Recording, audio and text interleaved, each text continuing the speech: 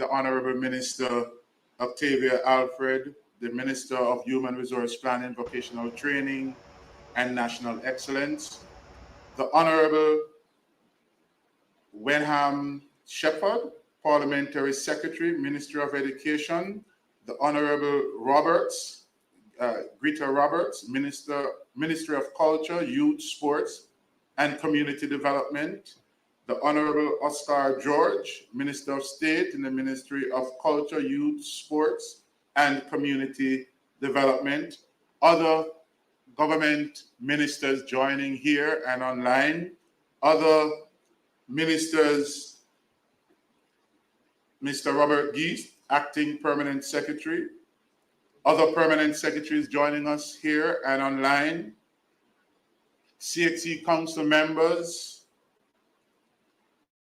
Dr. Nicole Manning, our Director of Operations joining us, and other executives of the Caribbean Examinations Council joining us online, Dr. Jeffrey Blaze, Chief Education Officer.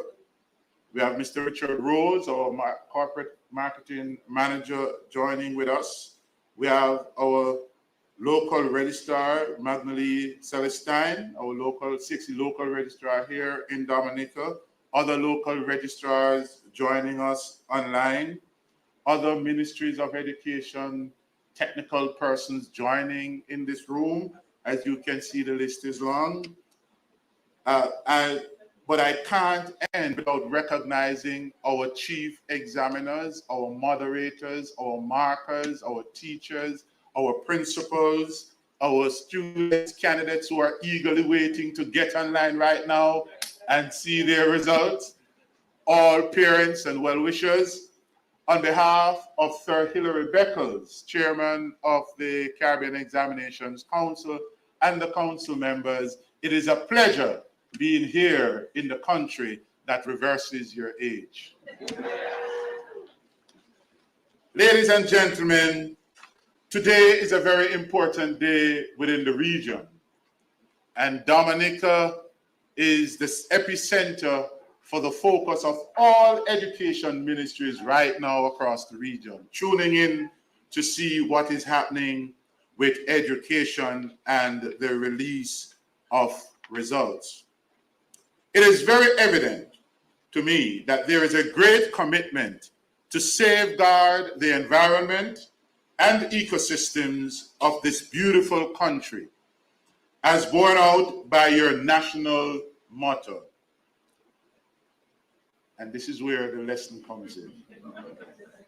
Your beautiful motto. Après bon Dieu, c'est la terre. Yes.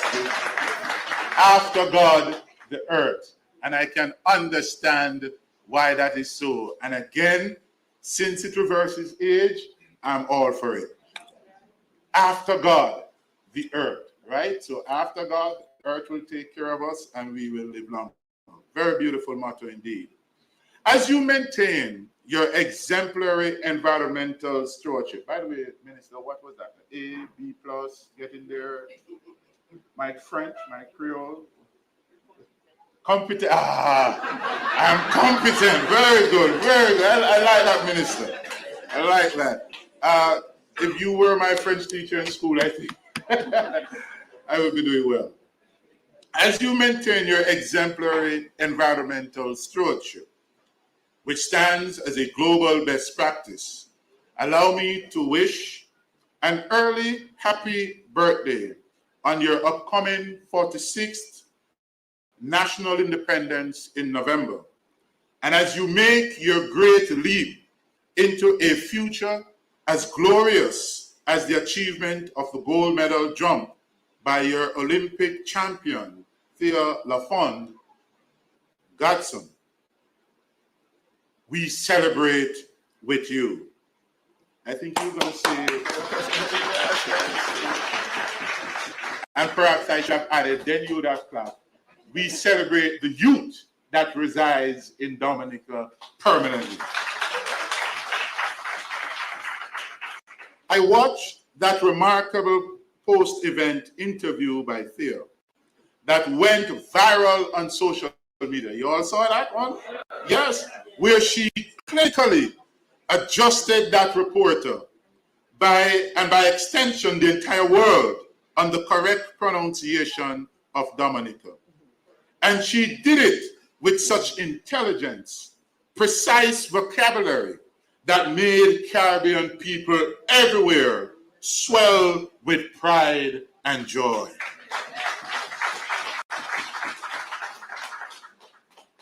I was happy to point out on 2 of your radio talk shows yesterday that Thea Lafond, historic first gold medal for Dominica, is an iconic Caribbean achievement and is a significant subject material that must be included in our syllabus and history of the Caribbean. We celebrate with you because I know the Jamaican had to settle for silver, but we celebrate nonetheless, right? Once it is from the Caribbean, it is for the Caribbean. There we go. It is with all this in mind that CXC is grateful to the government and people of Dominica for hosting this year's official release of results for the May-June 2024 sitting of our examinations. To my mind, this ceremony is about celebrating academic achievement and the gift of learning how to learn. And if I may borrow from Minister Alfred's own insights, and perhaps you're going to say it's the insights of the people of Dominica, but her insight said to us, today is also a day of celebrating Caribbean resilience.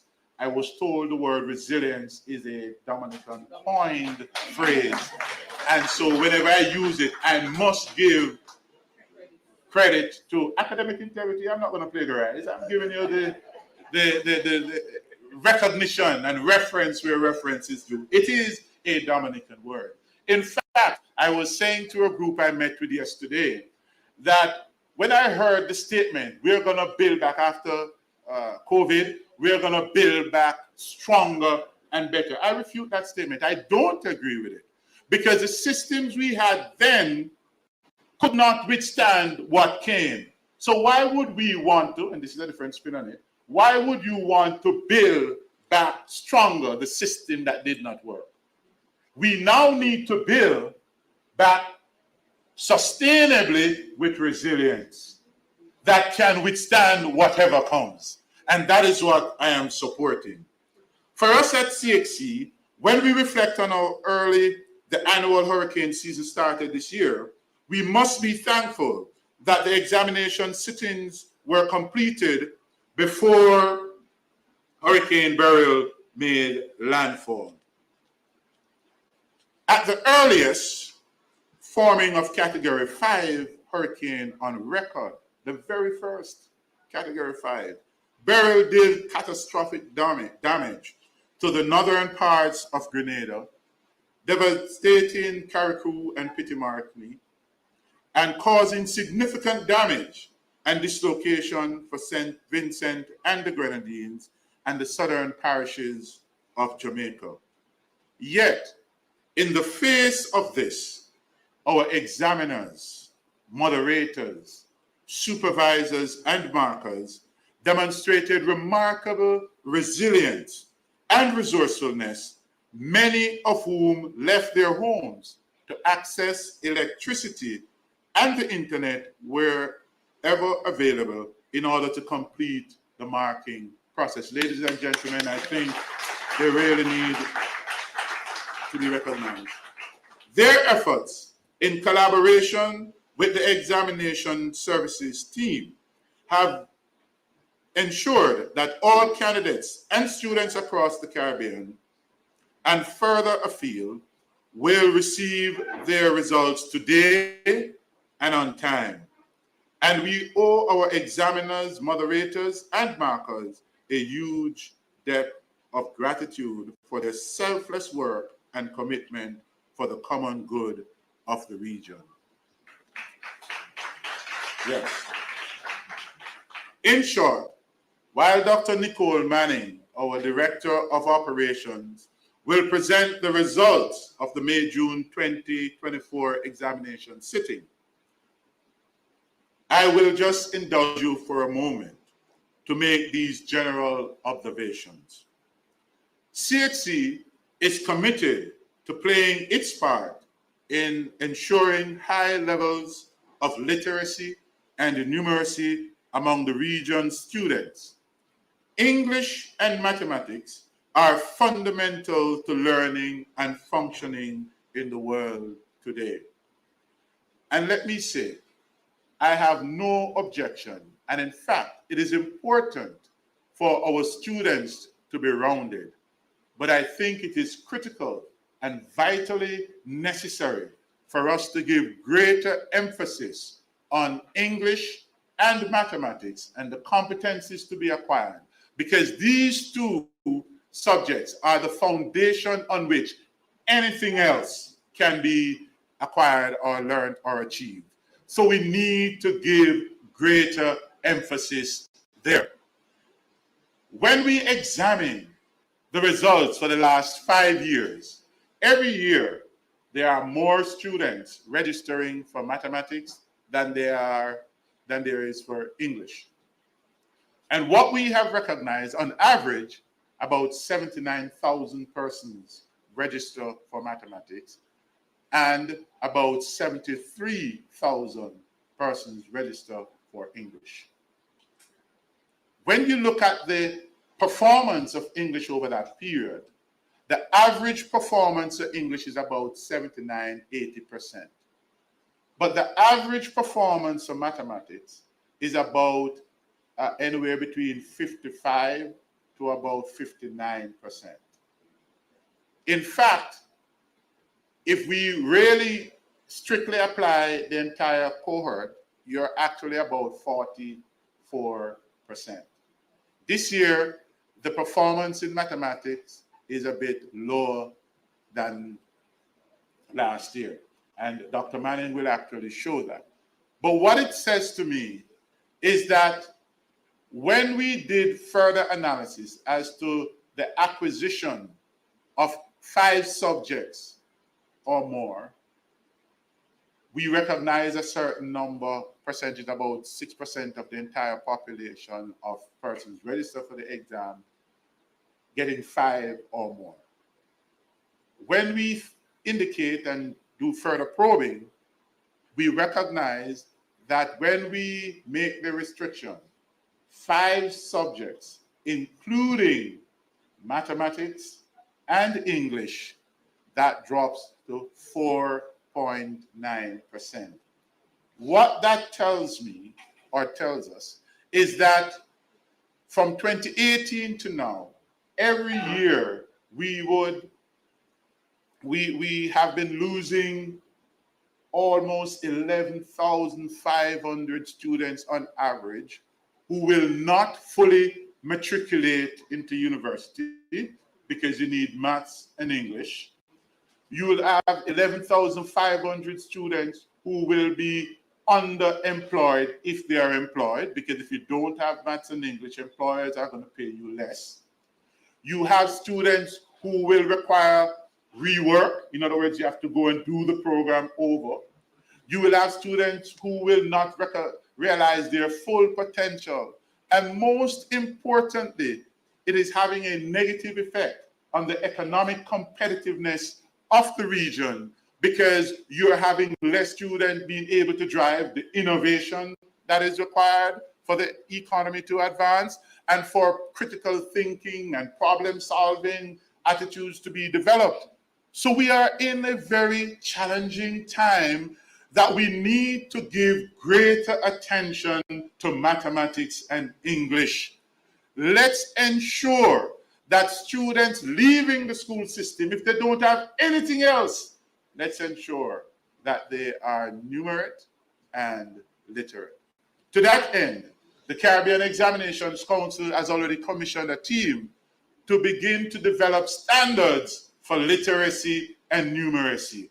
And those standards will be used with the incorporation of artificial intelligence for us to be able to design targeted intervention for the areas and opportunities for development for these candidates. And how is it that they are going to acquire the skill? This particular program will be complementary with what is happening in the education system. Now, this is not intended to be the panacea, but I think as an examining body, we need to assist the system, the ecosystem. So it's not just the Ministry of Education. It's not just the Caribbean Examinations Council. It's not just the teachers. It's not just the education officers. It's not just the government. It's not just parents. It's not just community. Collectively, us together will have to sit down and figure a way to correct this serious problem impacting the development of the human capital of the region. We live in a digital world, digitalized world, and this is the only world our millennials know. It is a world that requires them to be digitally literate. And for regional education and training systems to rise to the moment, to plan, to formulate, and deliver appropriate models for learning that equip them to do their best and to strive. Our data supports the fact that our students are aware of the new digital paradigm, as evidenced by the growing rate of passes in digital subjects. We know that these results can be far greater if we find a way to successfully engage our students to excel in mathematics and English. At CXC, we realize the exciting potential of artificial intelligence and tools like ChatGPT to be leveraged in the learning and development process, to excite and engage our students for all subject areas. As an imperative, we are now exploring AI tools to help the system to enhance the teaching and learning process. And soon you will be able to share what we have learned. We'll be able to share what we have learned and how to deploy for swift and vast results. Digital literacy is fundamental to how we build life competencies for creative thinking, critical thinking, learning to learn, communication, collaboration, and social responsibilities. We will all do more quickly to catch up with the rest of the world and to become truly globally competitive, to become truly the gold standard like Pierre Alphonse. Thank you very much. Lafon, thank you very much, ladies and gentlemen.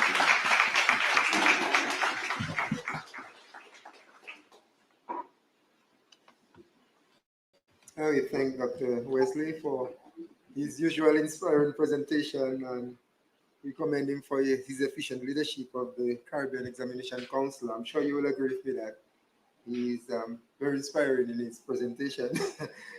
Dr. Wesley, we thank you for your leadership. And Dr.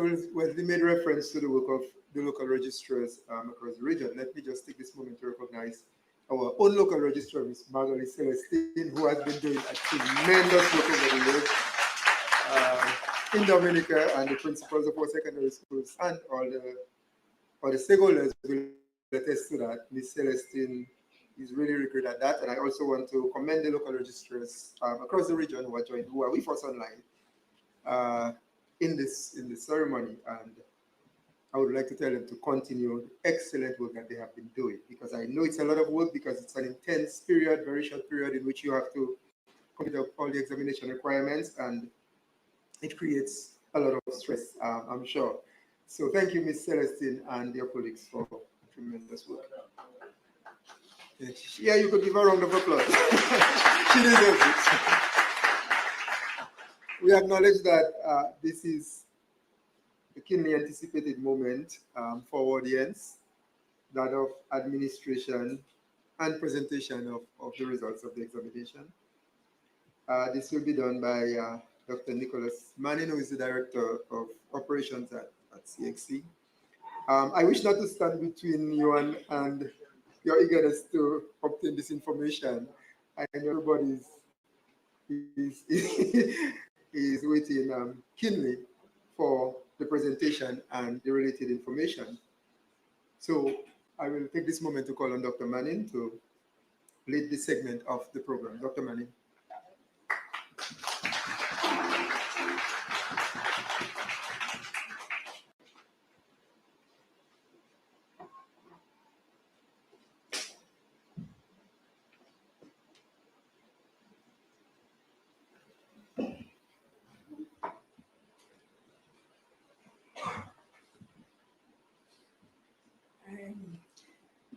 Good morning, everyone.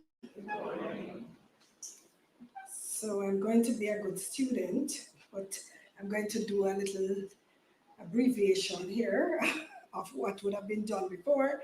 So let me acknowledge our moderator, Dr. Jeffrey Blaze, our permanent secretary, Mr. Robert, I think this is Gist, sorry. Didn't do French at that level. My apologies, I should have acknowledged the Honorable Minister, Honorable Octavia Alfred, Dr. Wayne Wesley, Registrar and CEO, our Council Chair, Professor Hilary Beckers, and our Deputy Chair, Dr. Marcia Potter, and all Council members. Of course, the executive of CXC, our hard-working CXC team. We are a team just a bit over 100, some persons think we probably are in the thousands, just a bit over, not even 200, 130, Dr. Wesley, about? They are hard, I'm telling you, the team works non-stop. And I really want to say thank you to the CXC team. I think I'm probably going to say that about 3 or 4 times. That's how grateful I am. Of course, our candidates, the people of a beautiful island, Dominica, wonderful, and I think it's called the Nature Island. Beautiful, beautiful. Oh yes, oh yes, oh yes, oh yes. And of course, to the rest of the region that's looking on as Dominica has, I said to Dr. Wesley coming up that I'm not sure if that was captured somehow, but it will be very important for that display with the valedictorians and the salutatorians as we entered. I thought it was amazing. I've never seen it done anywhere else. So I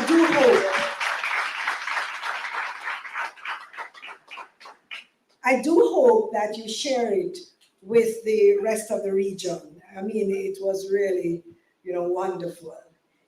So let me begin the presentation.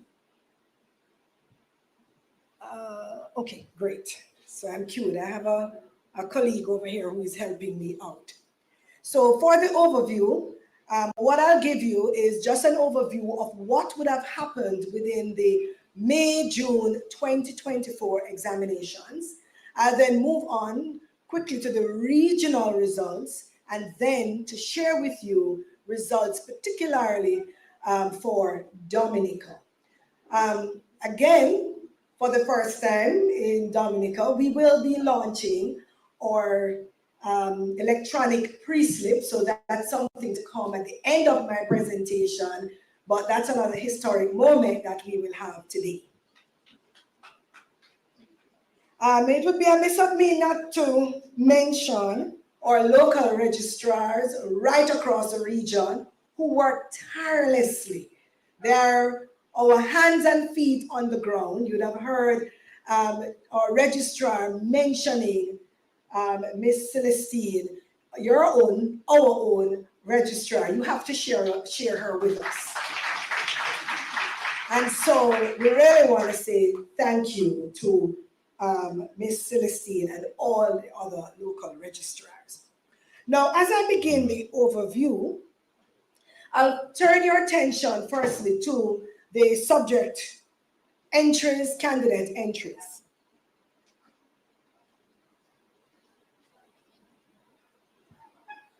Okay, so the first slide speaks to the CAPE subject and candidate entries. And as you're seeing, we had an increase in both the candidate and subject entries this year. So that's telling us, and I think I shared this in 2022, as we saw a signaling of, coming out of COVID. And this is, of course, testament of that again. However, for CSEC, we saw a reduction in the subject entry, but an increase in the candidate entries. That means while we have more candidates doing exams, we have less subjects being done by those candidates. As we move on, we look at the CCSLC entries, and we're seeing a reduction both in the subject and the candidate entries. And later in the presentation, I'm going to say something more about this, because the Caribbean Examinations Council provides a suite of products to the region that assists any territory in particular would be fortunate to do the complete suite, because both from a strategic analytical position as well as a policy position, you're able to analyze and to see the performance of the candidates from primary right through to secondary. And I dare to say those who go on to utilize other products we have in terms of achievement for the associate degrees. But I'll say something more about that at the end. So while we're seeing this reduction, it is something that we are encouraging our territories to increase your involvement in some of these products, because as Minister said earlier, the competence that you want to recognize the candidates can only be analyzed well if we can see, really at the peak level, if we can see that seamless trend. So we move next to the area of absenteeism. Absenteeism is not something that we're happy about, because once a candidate is absent, whether it is for paper 1, paper 2, or they did not submit an SB, you can well imagine that that candidate is going to be ungraded. And CXC is about affirming those competencies. We really do not want to have any ungraded. And Ms. Celestine will tell you that we work very hard to see how best we can recognize and accept as best as possible to make sure that we understand why those candidates are absent. So for CAPE, we saw an increase in the absenteeism. We saw the same thing also for CSEC. So for CAPE, we saw a 5% absenteeism rate, and unfortunately, this was more than we would have seen in 2023. For CSEC, we saw an increase likewise, but the rate was pretty much the same, 6.66 in 2024, 6.9% in 2023. So an approximate 7%, even though we are seeing a slight reduction. It's concerning to us because we see subjects, for example, lowest, yes, for the agricultural area, but areas like visual arts and so on, we saw the highest level of absenteeism. So it is really important for the member state to do that analysis against what is important for your industry to thrive. That's the kind of analysis that will be necessary. For CCSLC, we saw a reduction in absenteeism against what we would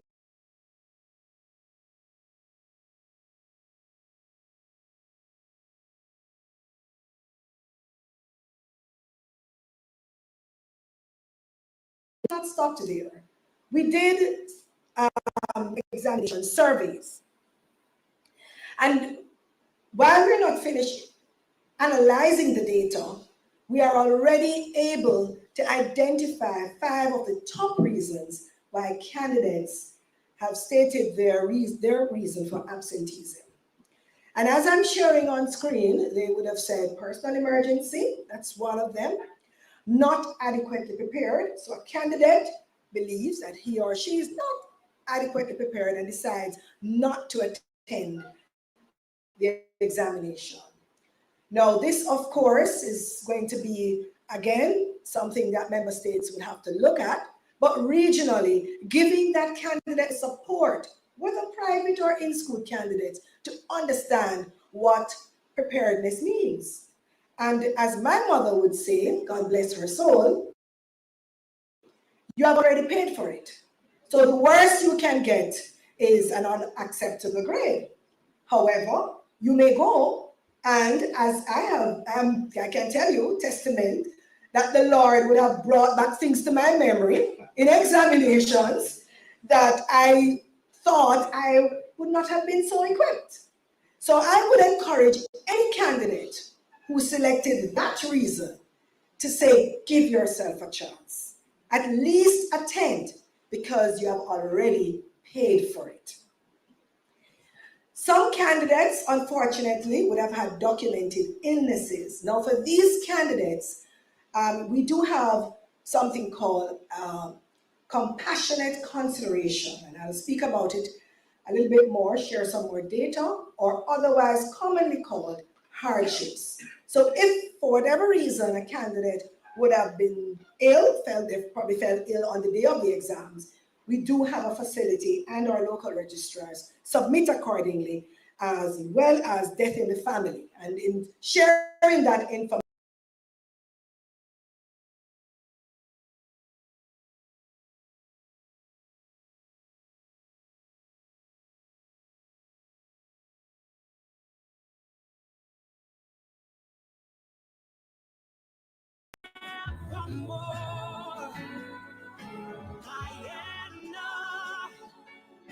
Guyana, may the blessings of God never leave your shore. Rise up for your land. Rise up, won't everybody stand? Rise up for your land. Rise up, won't everybody take a stand? Rise up for your land. Rise up, won't everybody stand? Rise up for your land. Oh.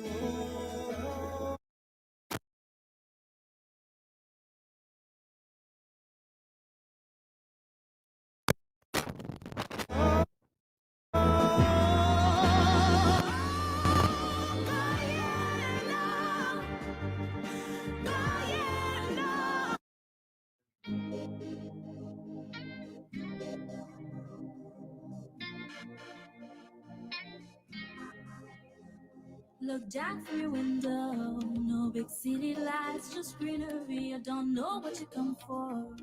Listen up, my dear, we're such a man free. Welcome to the land of many faces, not one, not two, but 6 different races. You know when the sun kisses your skin, you're in the right place. Guyana, oh, that's my beautiful country. Guyana, one people, one nation, one destiny.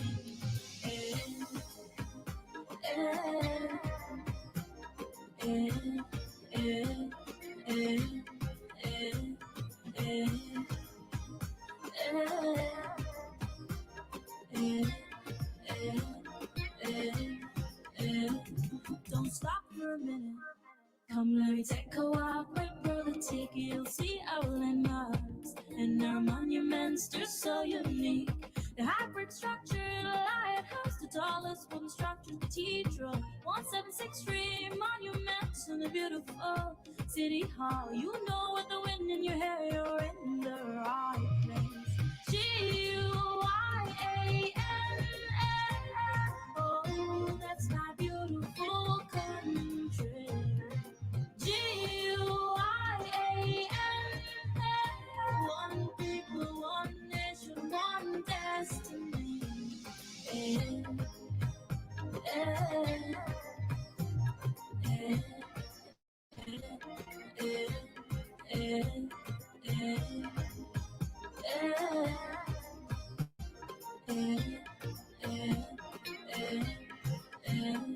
Look down through your window, no big city lights, just greenery. You don't know what you come for. Listen up, my dear, we're such a man free. Welcome to the land of many faces, not one, not two, but 6 different races. You'll know when the sun kisses your skin, you're in the right place. Guyana, oh, that's my beautiful country. Guyana, one people, one nation, one destiny.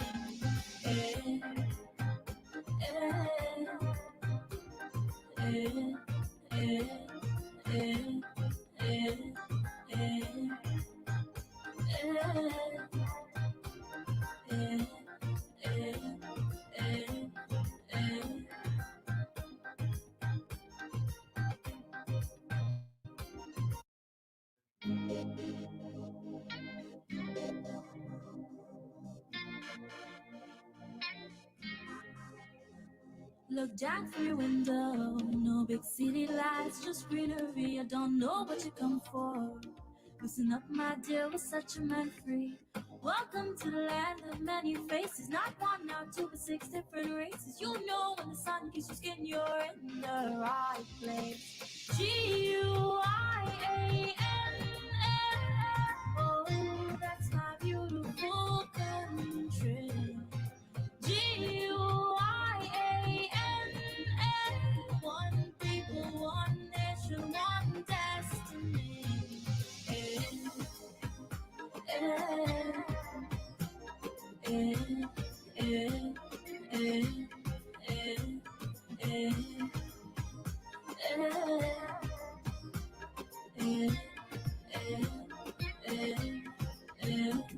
Don't stop for a minute. Come, let me take a walk, my brother, take it. You'll see our landmarks and our monuments. They're so unique. The hybrid structure, the lighthouse, the tallest wooden structure, the cathedral, 176 monuments, and the beautiful city hall. You know, with the wind in your hair, you're in the right place. Guyana.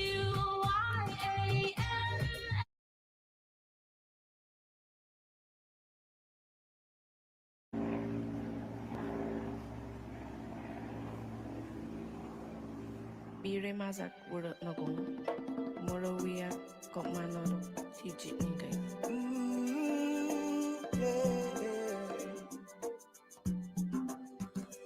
We are one Guyana, a place of peace, a place of love.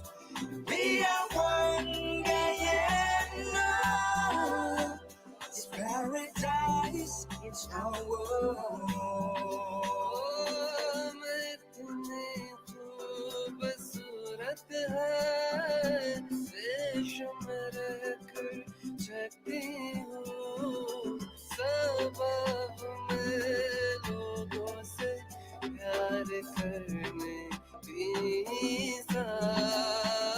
So amazed to live in such a beautiful country with love and people in harmony.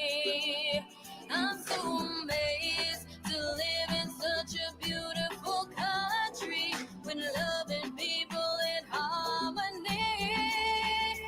We are one Guyana, a place of peace, a place of love. We are one Guyana.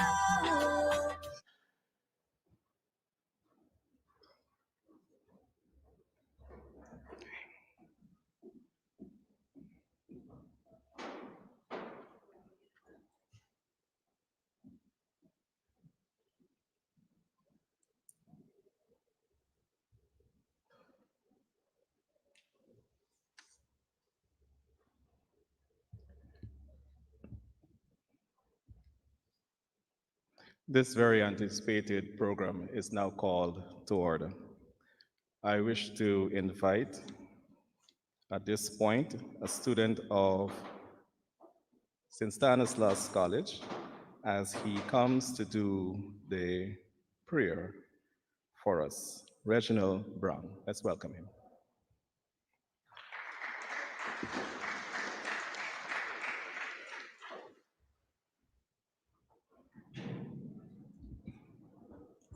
Good morning, all.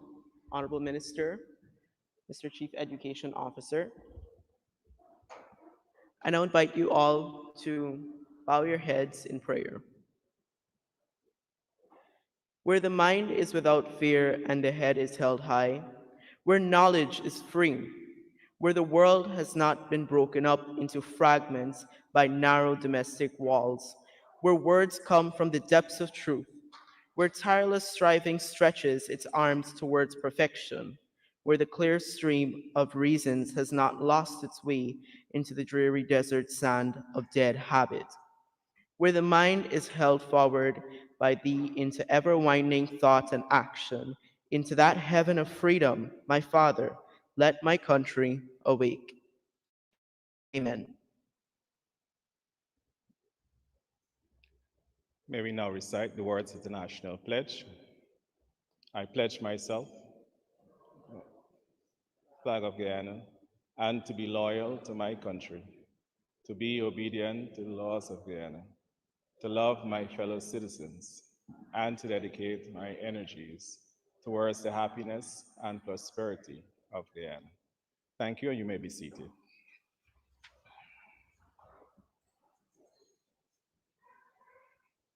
May I invite the Deputy Chief Admin.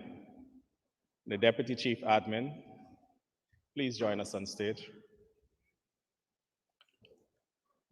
Honorable Minister of Education, Honorable Priya Manikchan, my apologies, Minister of Education, Mr. Saddam Hussein, Chief Education Officer, Ms. Tiffany Favorite Harvey, beautiful young lady, Deputy Chief Education Officer, Admin, Ms. Sadiq Kadir Grant, Local Registrar and Superintendent of Exams, and staff of the Examinations Division, Mr. Rabindra Singh, Assistant Chief Education Officer, Primary, Mr. Devendra Prasad, Assistant Chief Education Officer, Nursery, Regional Education Officers, Regions 2, 3, 4, and 5, other officers within the Ministry of Education, principals and head teachers of schools represented, and those joining us online, our CAPE and CSEC top performers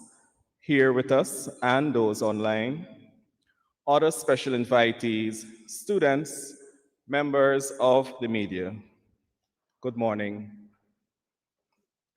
I would like to bid, first of all, to each and every one of you, a warm welcome to today's activity as we have Guyana's release of the CAPE and CSEC results 2024.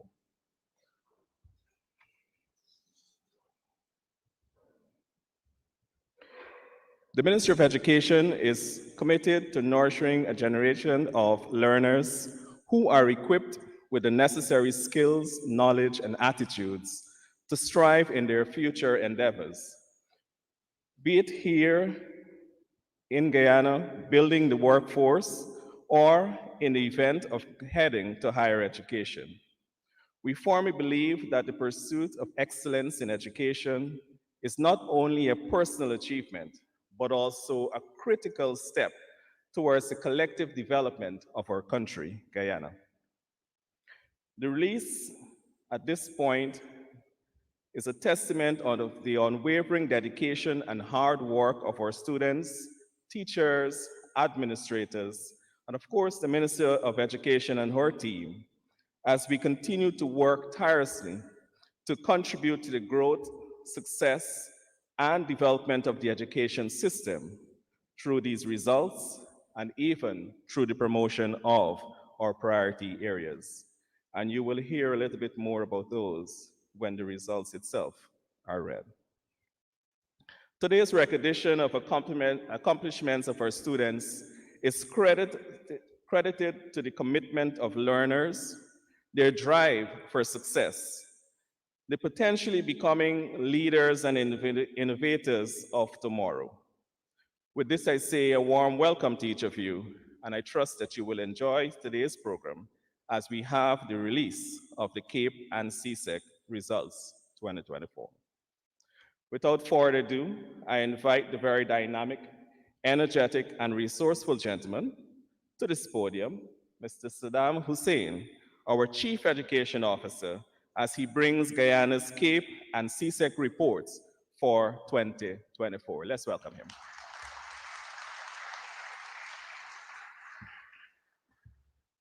Mr. Chairman, thank you very much. With all protocols having been established, ladies and gentlemen, good morning. Honorable Minister, other officers of the ministry, it is my duty at this time to present two reports. The first being the report on CAPE, the Caribbean Advanced Proficiency Examination 2024, followed by a report on the Caribbean Secondary Education Certificate 2024. My reports are many pages, but because I like all of you, I'm going to cut all of that. I know I don't want to stand between you and your minister, and so I will take out a number of things from my report. I will say nevertheless that in 2024, 721 students wrote CAPE from 13 secondary schools and 4 private centers across Guyana. We wish to remind all students who are here, those who are listening to us virtually, and we also ask that you pass the information on that these results are preliminary. And so if there is a need to have any kind of review or query, that should be done to the local registrar, who is housed in the building just across in this compound. She is sitting on stage to my extreme left, and those queries and reviews must be done before the 6th of September 2024.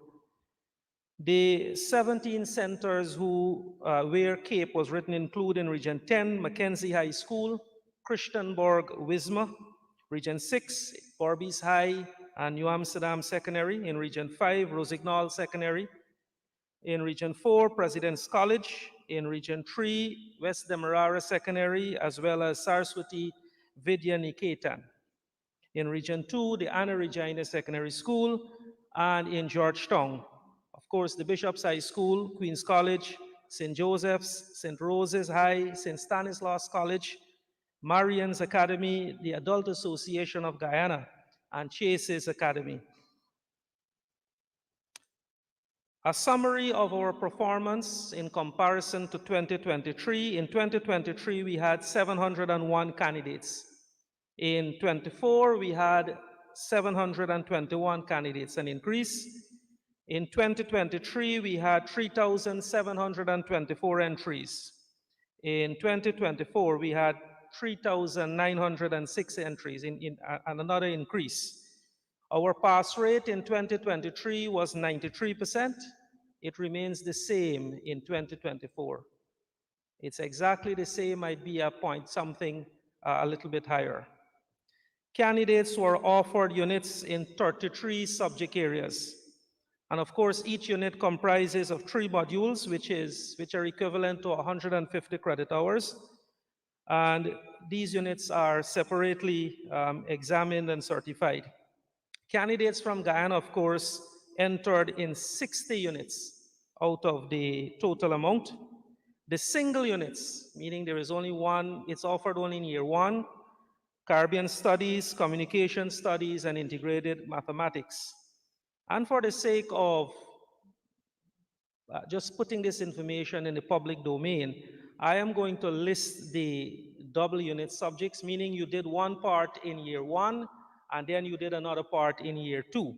Accounting, agricultural science, applied maths, art and design, animation and gaming, which is a new subject, not this year, but recently added, biology, building and mechanical engineering drawing, chemistry, computer science, digital media, economics, electrical and electronic technology, entrepreneurship, environmental science, food and nutrition, French, geography, history, information technology, law, literatures in English, logistics and supply chain management, management of business, physical education and sports, physics, pure mathematics, sociology, Spanish, tourism, performing arts, and of course, green engineering. It is necessary to say that these are all subjects which have been studied and examined and sat on the examination by our students. So for CAPE, there is a 7-point scale, grades 1 to 7. If you get a grade 1 to 5, that means you have attained an acceptable standard. Grade 1, of course, represents excellent performance. Grades 2 and 3 represents very good and good standards of performance respectively. And these are criteria which have been identified by the Caribbean Examination Council. Let us look specifically at the attainment grades for CAPE. Grade 1, we have an increase of 1%. So all our grade 1s would have moved from 398 to 422. Our grade 2s from 750 to 830, an increase of 2%. Grade 3, 985% to 985 grade 3s to 962 grade 3s. Of course, those are the ones you want increasing. The ones I'm going to be calling later on, those you want reducing actually. And of course, grade 5, which is still a pass, we moved from 497 to 533. In all cases, there was an increase in all our grades of attainment.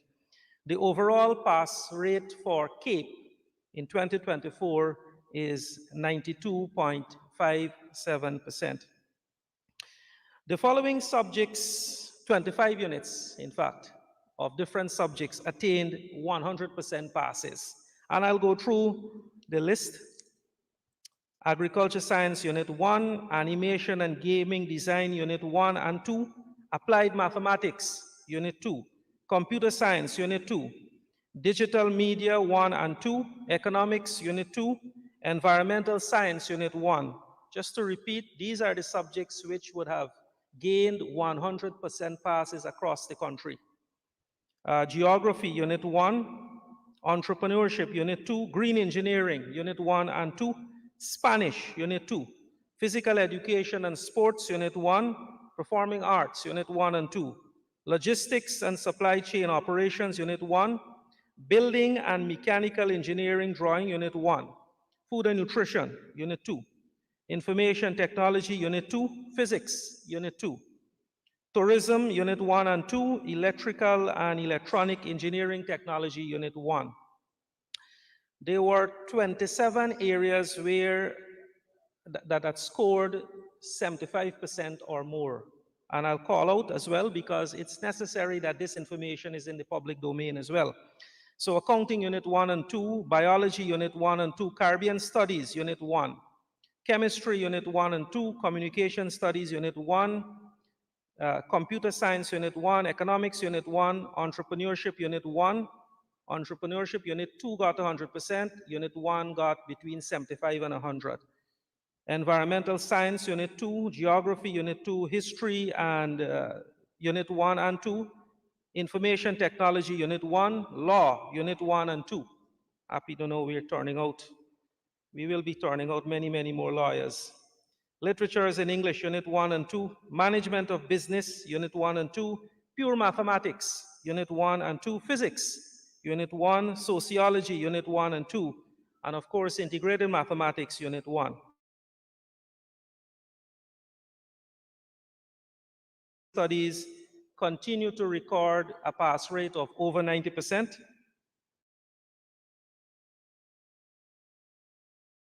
Same pass rate, 98% as in 2023.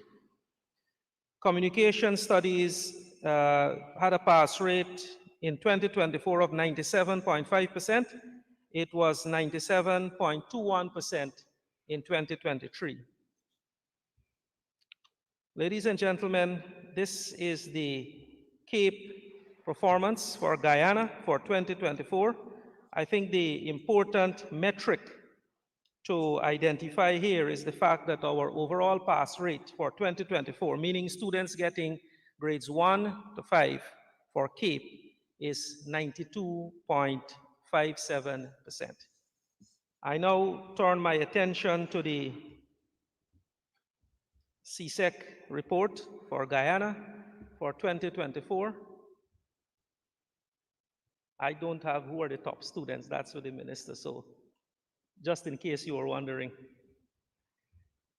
In 2024, a total of 11,000 entered for CSEC. This is a slight reduction from 12,108 in 2023. Our subject entries, of course, that increased. We had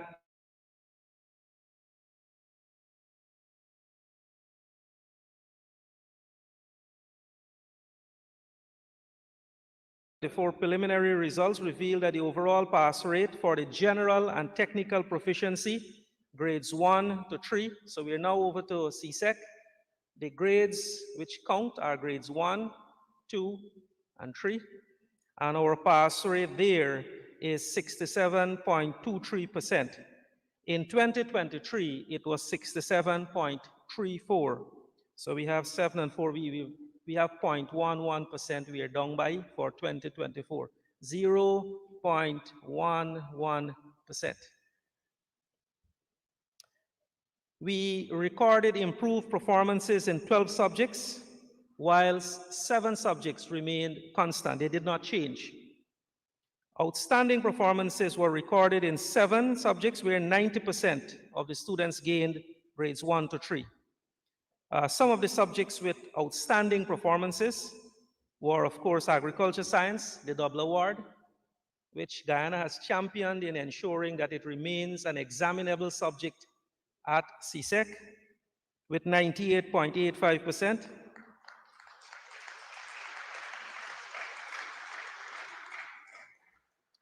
Electronic document preparation and management with 93.98%. And one that is close to my heart, family and resource management with 91.18%. And of course, the big two, English and mathematics. So grades 1 to 3 passes in English A had a decline from 72% to 69%. So there was a reduction of 3% in 2024. Couple that with the fact that English B moved from 64% in 2023 to 70% in 2024.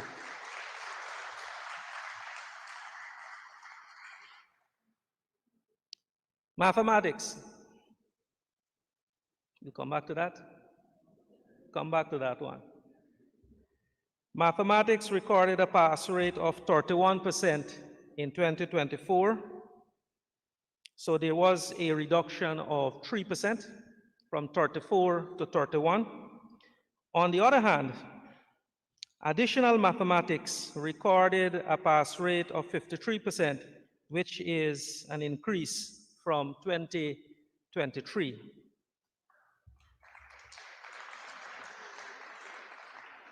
Sciences. Agriculture Science double award and single award continue to record passes of over 85%. The double award remained constant, as I mentioned, 98%. The single award is now at 90% as well, 89.94. Performances in the sciences, except for chemistry and integrated science,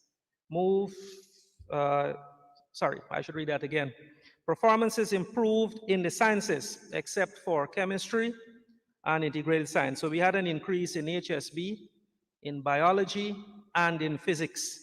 Chemistry moved from a pass rate of 60% in 2023 to 59% in 2024, a drop of 1%. Physics moved from 54% in 2023 to 66% in 2024.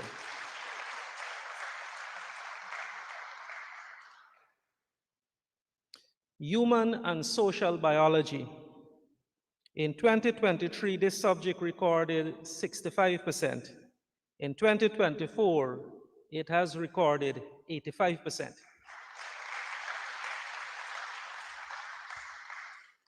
Integrated science has recorded a pass rate of 59% in 2024.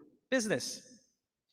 Subjects in the business cognate recorded mixed performance. POB recorded a pass rate of 74%, which is an increase of 1%. Economics showed a slight decline from 64% to 61%. Principles of accounts for 2024 is 68%.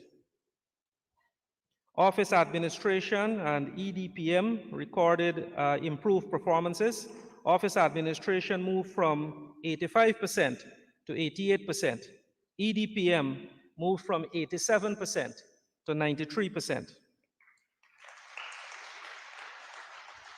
And of course, where would we be without humanities and the expressive art? Social studies moved from 53% to 58% in 2024. Caribbean history was recorded in 2023 as 67%. In 2024, it is now 64%. So there was a slight decline of 3%. The pass rate in geography moved from 37%, to 42% in 2024. Religious education as well, which is part and parcel of the humanities and expressive arts, recorded a pass rate of 88%, which is 1% up from the 2023 value. Theater arts remain constant, as I mentioned before, with 98%. Music recorded a 50% pass rate in 2024. And visual arts, a subject that the ministry has prioritized in its 5 priorities program, has moved from 74% to 84%.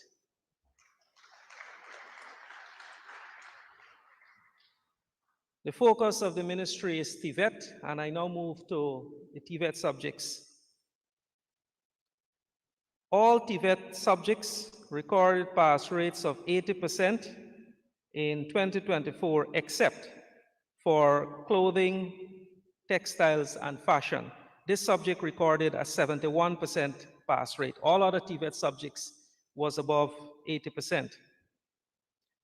Building technology moved from 96% in 2023 to 98% in 2024.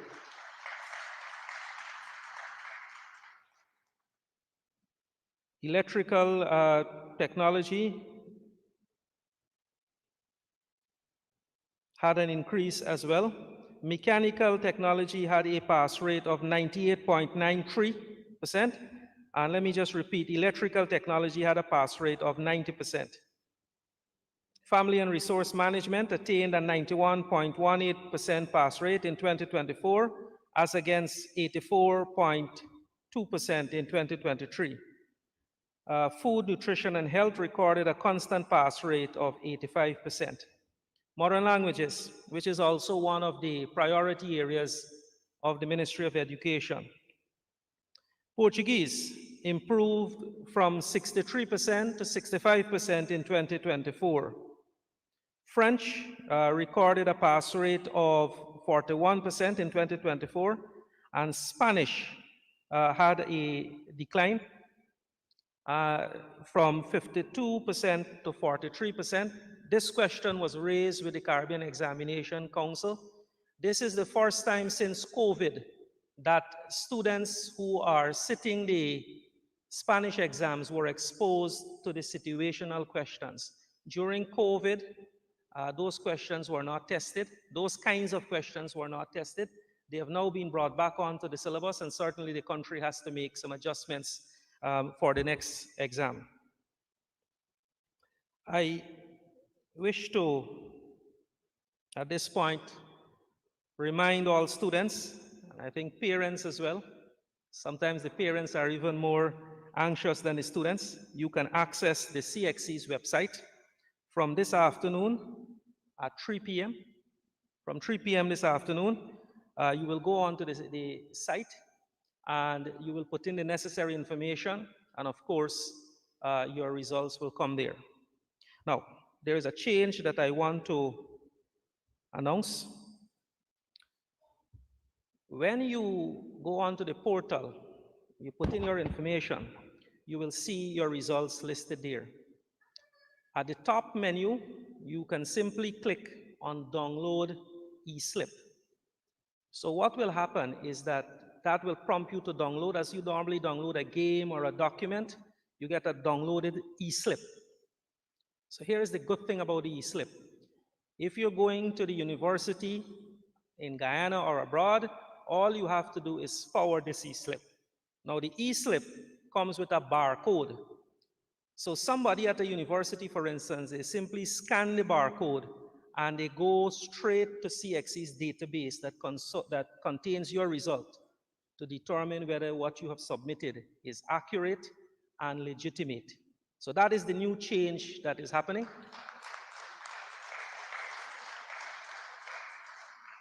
I'm on a live platform. I want to say that our minister, as well as the examination team, did not accept this solely. So for this year, we will still be printing slips for schools that may not necessarily have this support mechanism at this time. But I want to encourage all of us, let us move ahead with the eSlip. In this way, you don't have to run to school, you have your slip, you can forward it to anybody you want. For those persons who need the slip to apply for universities abroad, you don't need to come get the slip, scan it, and so on. It's right there. Ladies and gentlemen, I wish to thank you very much for being so responsive to the report. As I said when I started, I will not stand longer between you and your minister. I know that is the main subject of attention today, so thank you very much.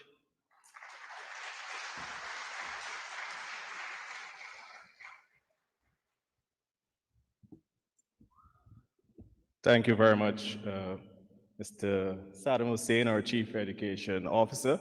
Let's give him another round of applause, and also let's give a louder round of applause for all our students that we're celebrating across the country today. It is indeed a pleasure hearing of these performances, and of course, definitely it signals that education here in Guyana is shaping the ideal Guyanese citizen. At this point, I wish to invite a young lady who will bring us the highlights of today, a report which will feature the top performers for CSEC and CAPE for 2024. I invite the evenly excited, passionate, remarkable, truly inspirational personality as she comes to the podium and bring us this report. Honorable Priya Manik-Chan, Minister of Education. Let's stand and welcome her, please. Thank you very much. Please have your seats. That is our brand new Assistant Chief Education Officer for Secondary, Mr. Sherwin Blackman. And so for his first chairing job, he didn't do badly at all, don't you think?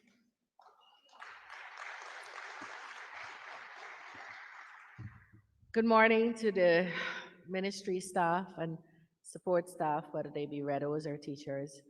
I'm always really, really happy to be at these kinds of events because I look at faces of parents who are so proud and who are sitting in a place where a culmination of their efforts will be disclosed this morning. And I know the struggles some of you have had. I know the things you've had to do. All parents have to sacrifice and deny themselves, but I know the struggles some of you have had personally and financially and economically. And I know at different points you would have had to recommit that, that you have to do this because this, giving your children a platform where they could shine and get further opportunity, is a priority. And that's essentially what parents all across Guyana do. And so I love seeing the parents' faces. I like meeting the kids afterwards. So today for me is really a very pleasurable exercise. But I want to say a couple of things before we begin. Um, we have been following the Caribbean's protocols and exams through the Caribbean Examination Council. In the public school system, there are a couple of private schools that do A levels and O levels and so on, but we do CAPE and CSEC from the Caribbean Examinations Council, which is abbreviated to CXC. So we don't have a lot of leeway about what we do and how we do it. The curriculum, the SBAs, the timelines, and so on are all strictly laid out for all the countries in the Caribbean that participate in this. Guyana had a strike. I was going to use another adjective that would have sounded like unnecessary, but let's not get antagonistic at this lovely forum. But we had a strike at one of the most crucial times in these children's preparation, and you know it more than me. Some schools didn't, and you see that in the results, and some schools did. And I'm really pleased to say that even with that harshness and shock into the system, we did not, because of measures the ministry took to lessen the impact of that strike, we didn't do as badly as someone sitting objectively trying to analyze pre-results what we would have done. We didn't do as badly. So where we dropped in mathematics, still something not happy about.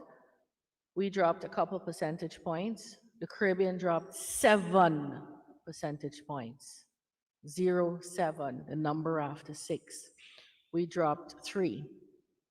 And if you look at a desk at the back, you'll see that even before we knew, because clearly we couldn't be clairvoyant and make this plan and gather up all the materials we did, even before we knew what we would do this year, we knew there was an intervention that had to be made. And so before September, every single student in this country, whether you're from Lethem or Skeldon or Charity or Vreden Hoop, wherever you are, every single student will get a scientific calculator, geometry set, past papers organized topic by topic, done by our math specialists, graph books, all the textbooks they need. So all students get those. And then we have a pull out. I don't want to call it a pilot. where we looked at schools that were repeatedly getting grade 4s. Clearly, you missed this by how could we tighten these screws and make sure these children pass mathematics with a view to matriculating on to tertiary. And so we're doing 50 of those schools where there will be monitors going into the schools to make sure teachers are teaching the topics, that children are understanding those topics, that constant M&E is happening so that we could make the fine tuning so that next year we won't have space to hold the children and the parents who we're going to call for 14 and more grade ones. And I firmly believe this is going to produce results. So that's, we have plans in place. The other thing I want to mention, and you'll hear it here, is prior to last year, only some schools, Queens College and Regina, a few more, were allowed to do 12 and more subjects. A lot of schools limited their children to only what was in the stream, 12. So let's take a Bishops. Um, I love the head teacher at Bishops. Is she here? I like the staff, I like the children. You missed Queen's College by 1 mark, not because the child is unintelligent, just because QC simply can't hold more children. So if it could have held 1,000 children, held 1,000 children, everybody who gets Queen's College to Joseph's would be in the school. But you miss the school by 1 mark, and then we tell you you can only write 12 subjects, but the QC child could write 30. How fair is that? Now, I'm not necessarily a big advocate for 30 subjects. Any biological child of mine would have to really persuade me that it would be in their interest to write 20 subjects. For me, you need to matriculate and you need to have a wide understanding of things. And so, this 12 looks good. But there are children who can write 30 subjects and still do elocution and still swim and still be on the debating team. And we shouldn't shut that down for them. And so we've opened it up. Bishops, Saints, Roses, Josephs, the Liste schools have all been mandated, not advised, mandated to fix their timetable to allow the students who are eligible to write as many subjects as they want. And I say students who are eligible because not everybody in Queen's College, not everyone writes 20 subjects. The majority of the kids write 12 to 15. So it's not everybody in Bishops or Saints or Josephs could write, but the small number that wants to do that should be allowed to do it. And so that's what we did. And you will hear in just 1 year how we have results from that. And so let me begin to do what I came to do in the first place before I started having this little gaffe. So on CAPE, the Caribbean Advanced Proficiency Exam, that's what I'll announce first. Several candidates recorded outstanding performance at this year's Caribbean Advanced Proficiency Exam, CAPE. Among the top performers are Ania Couchman from Queen's College, who secured grade 1 passes in 11 units, grade 2 in 2 units, and a grade 3 in 1 unit. Letitia MacArthur of Queen's College, is she here? She is, who secured grade 1 passes in 8 units, grade 2 in 4 units, and grade 3 in 2 units. Additionally, Omari Holder of St. Stanislaus College secured grade 1 passes in 8 units, grade 2 in 5 units, and grade 1 in 4 units. So Ania Couchman got 11 ones, 2 twos, and 1 3. Letitia MacArthur got 8 ones, 4 twos, and 2 threes. Omari Holder got 8 ones, 5 twos, and 1 4. Sheridan Dial, is she here? Got 6 ones and 9 twos. Michaela Henry got 6 ones, 3 twos, and 2 threes. Arthur Roberts got 6 ones, 2 twos, and 1 3. Gabriella Roberts, 6 ones, 3 twos, and 1 3. Corfina Stephen, I hope I pronounced that correctly, got 6 ones, 2 twos, and 1 3. Jenna Hussein got 6 ones, 1 3, and 1 4. And I did omit to do something, so I'm going to correct it now. I didn't tell you where the children were from. Anaya Couchman is from Queens College. Letitia MacArthur, Queens College. Omari Holder, St. Stanislaus College. Sheridan Dial, Queens College. Michaela Henry, Queens College. Arthur Roberts, Queens College. Gabriella Roberts, Queens College. Corfina Stephen, Queens College. Jenna Hussein, Saraswati Vidya Nikitan. I want to remind you that we are unable at this point to say in Guyana who's the top student for 100 reasons. There is still a review process that CXC engages in. And so someone could have 11 ones and the other person could have 10 ones. And then by the time that review finishes, you have 2 people tying for 11. And then they look at the strength of the one. Did you get a profile, straight A profile, or did you get AAB? In some cases, you can get that and still get a grade 1. So we are not announcing top students today. We are announcing the students with the most grade 1s as is currently extant. We understand that, right? For CSEC, a list of candidates who secured grade 1s in 8 or more subjects was requested from the Caribbean Examinations Council. In response to our request, a list of 225 candidates was received. Of these, 33 candidates secured 14 grade 1s or more, and I will tell you who they are in a little bit. 255 candidates from the following schools secured 8 or more grade 1s. These are the schools, and I want you to hear the spread, because if we're going to give every school the same material, then we're supposed to start seeing more than just the Georgetown schools do well. And we're beginning to see it, and there's nothing that pleases my heart more. There's nothing that inspires us more, because it means we're on the right track. So, from Santa Rosa, we have 1 student, that's in Region 1. From Region 2, we have Anna Regina with 15 students. Abramzul Secondary with 4 students. Cottonfield Secondary with 1 student.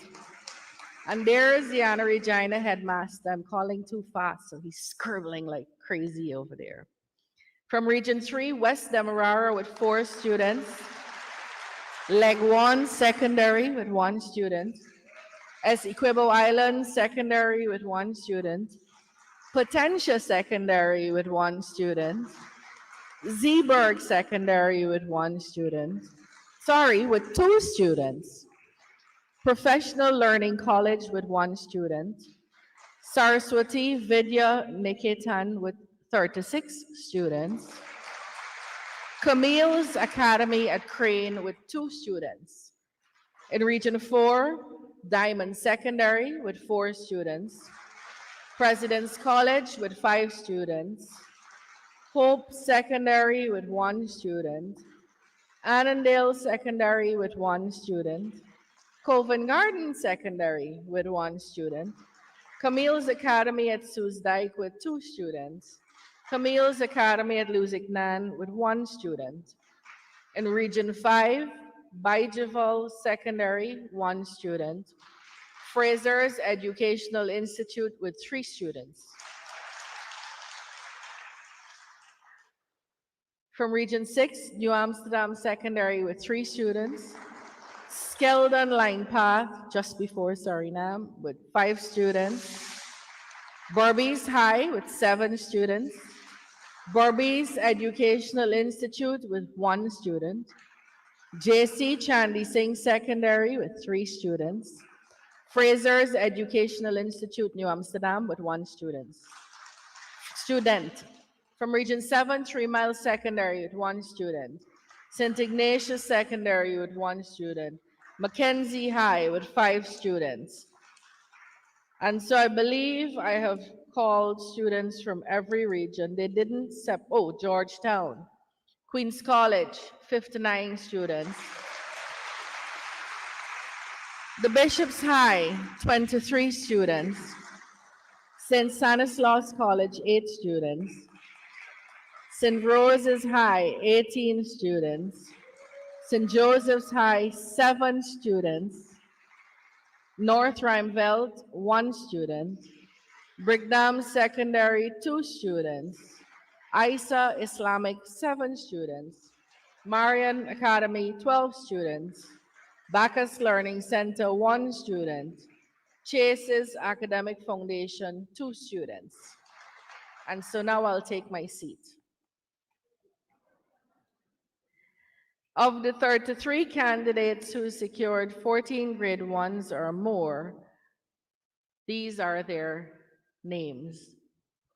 From Anna Regina, and again, let me put this one in context. You are aware that for the last, once I was minister, even in my previous iteration, what I would do is go to the school that had the most grade 1s. So QC started celebrating yesterday, and we told them, hold up. They have students tying here for the most grade 1s.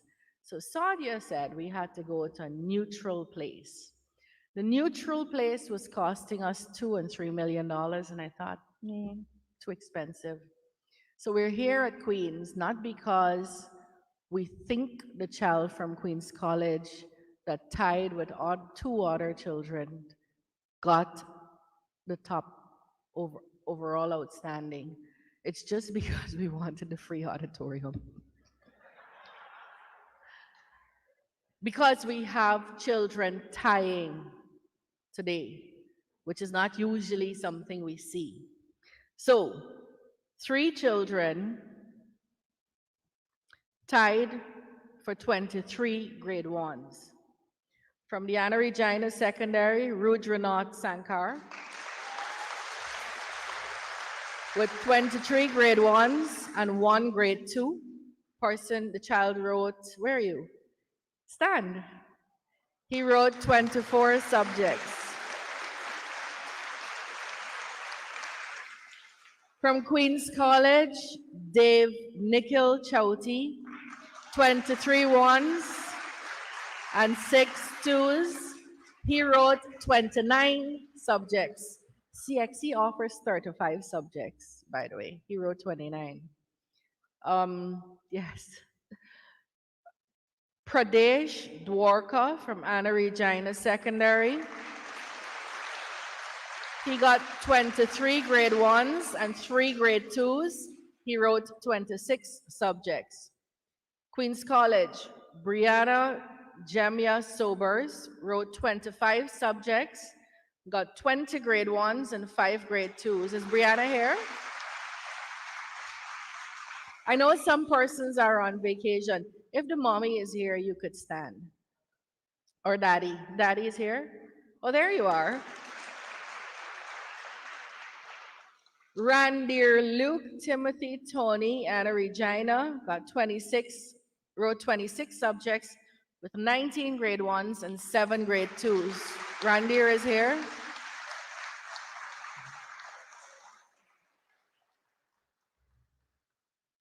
Venetia Devi Lal from Anna Regina Secondary wrote 29 subjects, got 18 grade 1s, 8 grade 2s, and a grade 3. Tipping my hat to you for the 29. Sohail Mohammed from New Amsterdam Secondary, that's in Region 6 now, wrote 21 subjects and got 18 grade 1s and 3 grade 3s.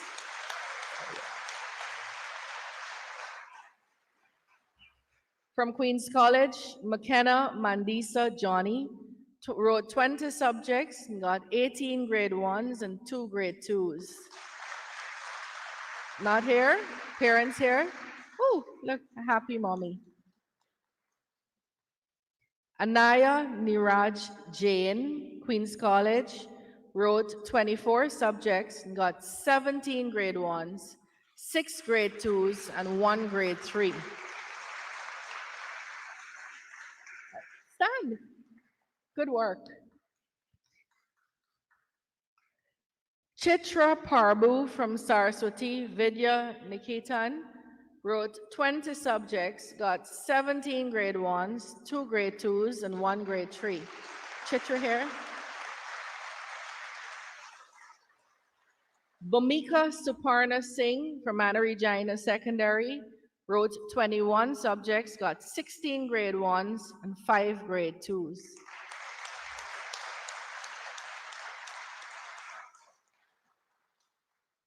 Javasha Sindhu Harpal from Anna Regina Secondary wrote 27 subjects, got 15 grade 1s and 12 grade 2s. Javasha here? Oh, there you are. Chitra Ramdihal from Barbies High wrote 19 subjects, got 15 grade 1s and 4 grade 2s. From the J.C. Chandy Singh Secondary, Nayadesh C. Kumari wrote 17 subjects, got 15 grade 1s and 2 grade 2s.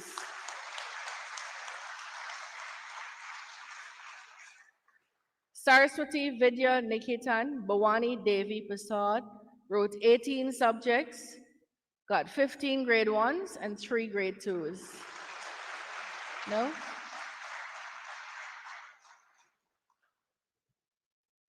Who? Is the parent here? Here. Just got silhouetted. Good job, sir. Saraswati Vidya Niketan, Dan Paul Singh with 19 grade 1s, 19 subjects, 15 1s, and 4 2s. From Saraswati Vidya Niketan again, Rihanna Yasin wrote 16 subjects, got 15 1s and 1 3. St. Rose's High, Maria Pratap Singh wrote 16 subjects, got 15 1s and 1 2.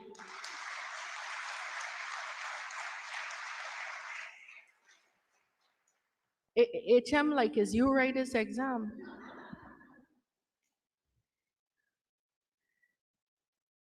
The Bishop's High, David Joshua Sugrim wrote 18 subjects with 15 1s and 3 2s. And I hope you're seeing the evidence of what I said. If you give them the chance to do it, they can do it. Westdam Secondary, Ravindra Prasad, 17 subjects he wrote with 15 1s and 1 2. And clearly the headmaster thinks he wrote the exam too. Anna Regina Secondary, Adaziz Butters, 19 subjects with 14 1s, 3 2s, 1 3, and 1 4.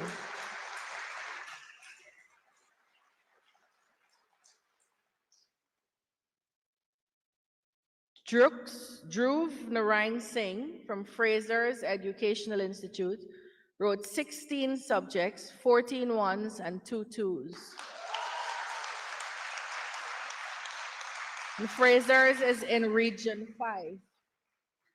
Isa Islamic, Asiya Karim wrote 14 subjects and got 14 1s.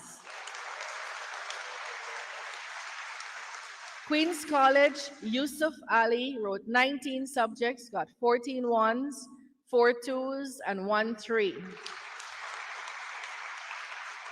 Queen's College, Gabriella Lee Ann DeSantos wrote 21 subjects, got 14 ones, 6 twos, and 1 3. From Queens College, Simran Arya Edmond wrote 21 subjects. Where's Simran? 21 subjects, 14 ones, 6 twos, and 1 3. From Queens College, Torika Prasad wrote 19 subjects with 14 ones and 5 twos. From Saraswati Vidya Niketan, Ryan Bajona, 17 subjects he wrote. He got 14 ones, 2 twos, and 1 3. Is he here? If he's not here, his mother should be here because I met her yesterday. No? Saraswati Vidya Niketan, Rameshwar Sean Maraj, 18 subjects he wrote with 14 grade 1s, 3 grade 2s, and 1 grade 3. Saraswati Vidya Niketan, Lekram Jr. Ramnarayan, wrote 18 subjects. Oh, there she is. 18 subjects, 14 grade 1s and 4 grade 2s, and he's out of the country, but he's represented here by his mama. Darshini Samwaru from Saraswati Vidya Niketan wrote 16 subjects and got 14 grade 1s, 1 grade 2, and 1 grade 3. From the Bishop's High, Kyra Ann Adams wrote 16 subjects, got 14 grade 1s, 1 grade 2, and 1 grade 3.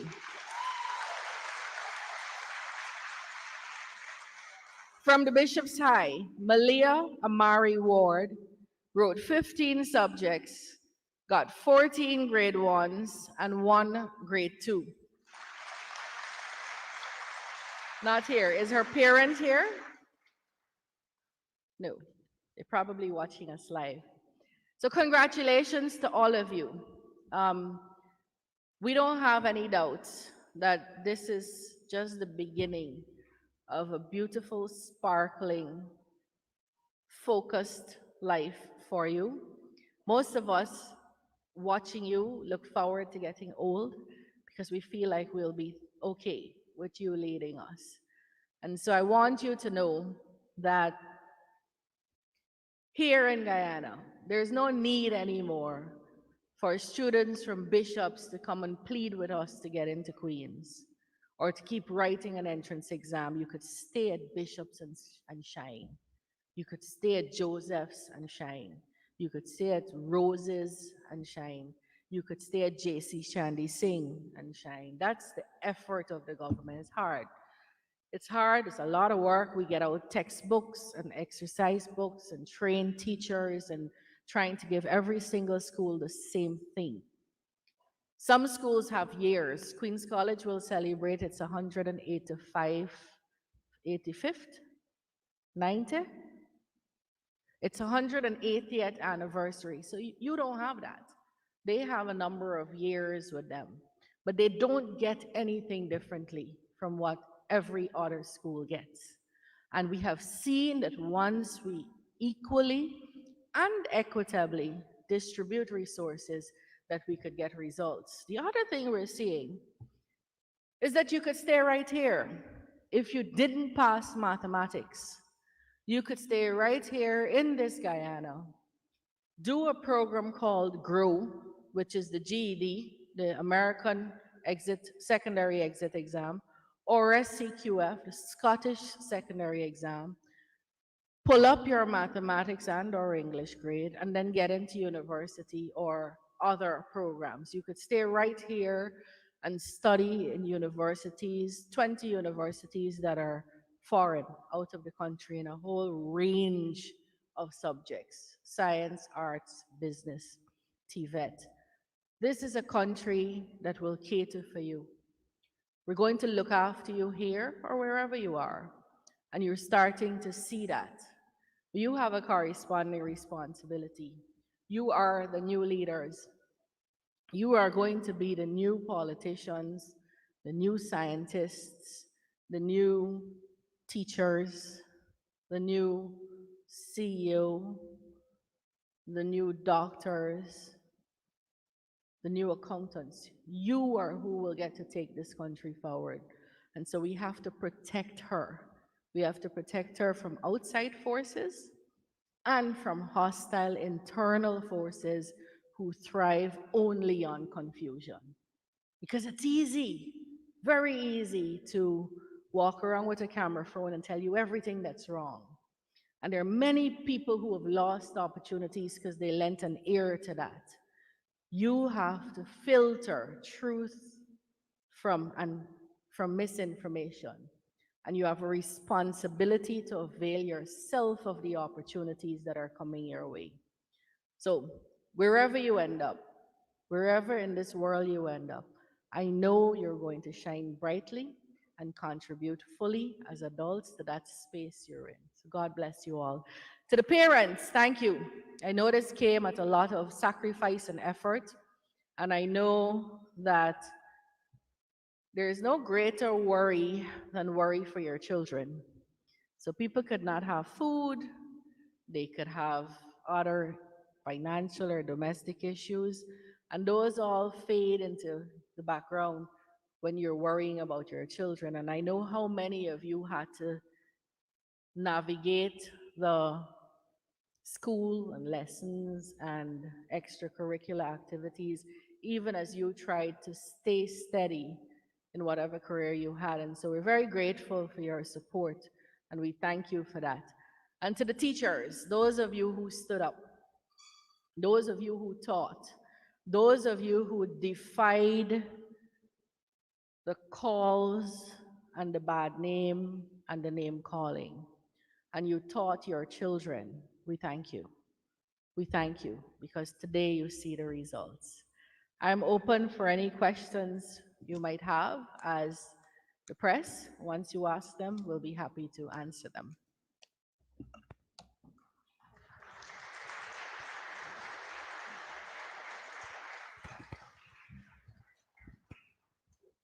Thank you very much, Honorable Priya Manikchan, Minister of Education. And the fact that we are celebrating Guyana, even though these are preliminary results, I don't think grade ones can change. And I know also that while all of you who do not have a grade one will definitely seek the opportunity to do the review. And so I remind you that that process must be completed by the 6th of September, Ms. Kadir, by the 6th of September, so that we'll be able to have that looked at by the CXC body. I also wish to remind you that the results will be available to each of you at 3 o'clock this afternoon, 1500 hours.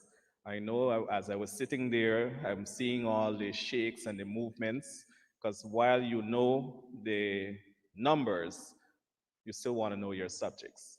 And so I can anticipate the excitement in the persons here and even the excitement in those persons who are joining us online.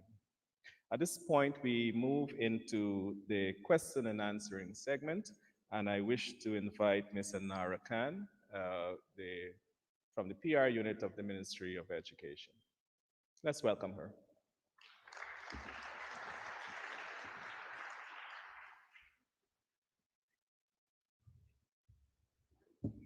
Good day, ladies and gentlemen. All protocols observed. Members of the media, following usual protocol, when asking a question, please state your name and the media house you are from. You are allowed 2 questions and a follow-up. Who has the first question? Kurt Campbell from Newsroom. Good morning. I'll ask my 2 questions. Kurt Campbell from the Newsroom. The first question is specific for Minister Manikchan. You said you did not want to be antagonistic this morning, but now that these results are out, say what you believe is the extent or the real impact of the teacher strike on students' performance. And I'll also ask my second question. When you assess the results as revealed by the Chief Education Officer, you see a mixed bag of triumph and challenges. Decline in general math and English, but increases in other subject areas. I just wanted to know at this stage, what's the game plan going forward, going into the next year, to increase on our failures and even to do better in the areas that we've done good in? So thank you for those questions, Kurt. It wouldn't be a good press time if Kurt didn't come with a controversial question. Schools need teachers, classrooms need teachers, and children need teaching. And if we were ever in doubt about what is the premium way of delivering education, COVID taught us.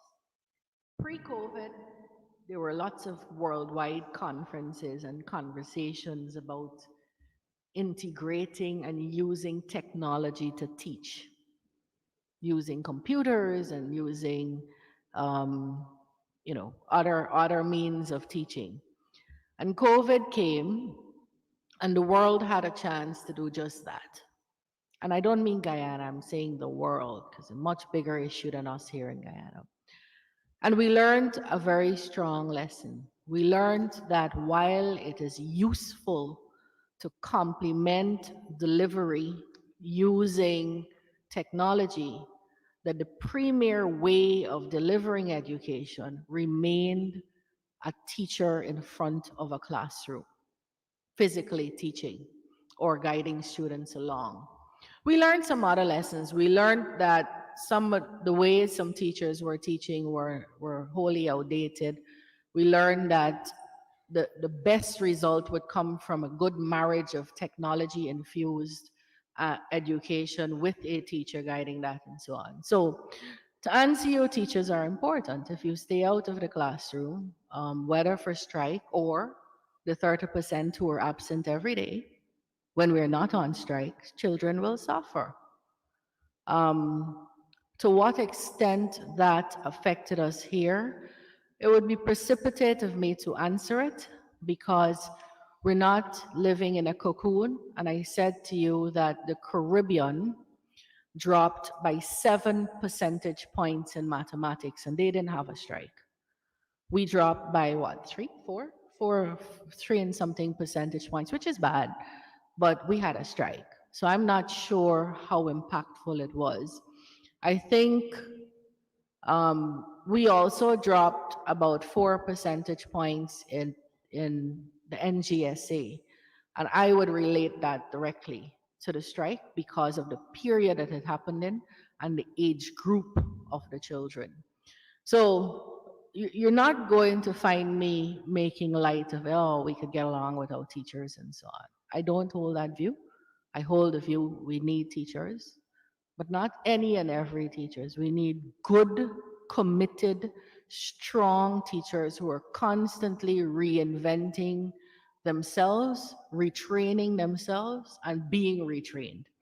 Because even without strikes, we have some figures that are less than desirable. Even without industrial action, we have to have some hard conversations that could sound antagonistic when you're in the phase of an industrial action. But for example, a child goes to school in nursery 1, nursery 2, grade 1, grade 2, grade 3, grade 4, grade 5, grade 6, 8 years of formal teaching.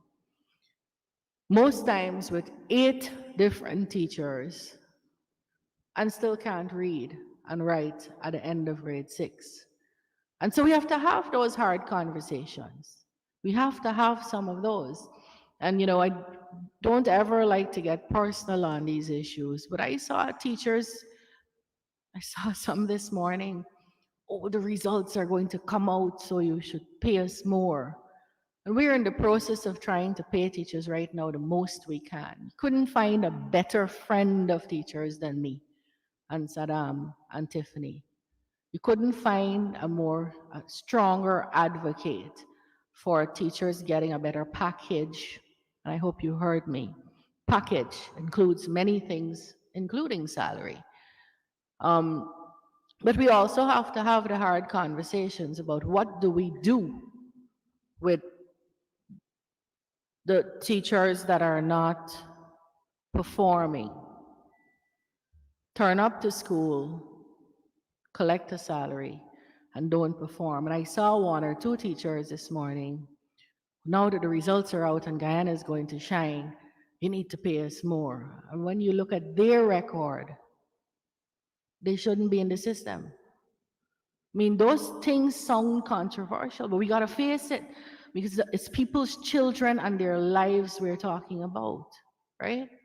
So that's the first thing. What are we doing?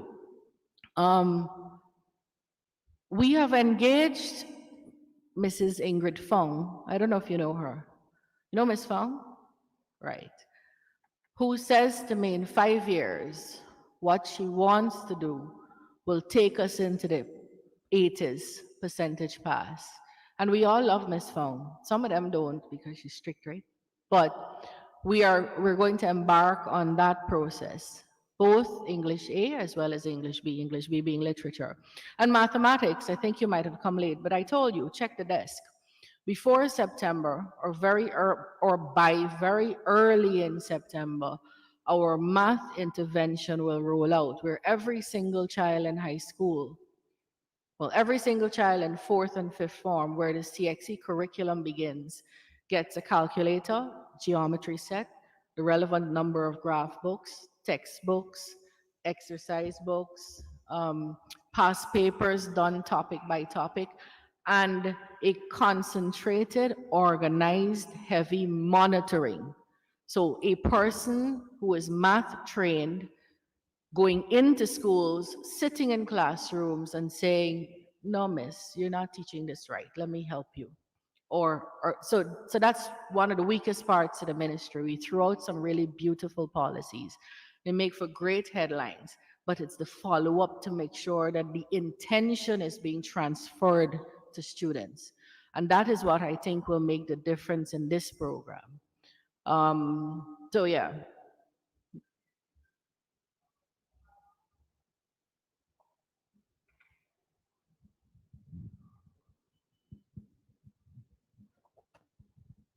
Hi, yes, Minister. Shamar Musa from the Guyana Chronicle.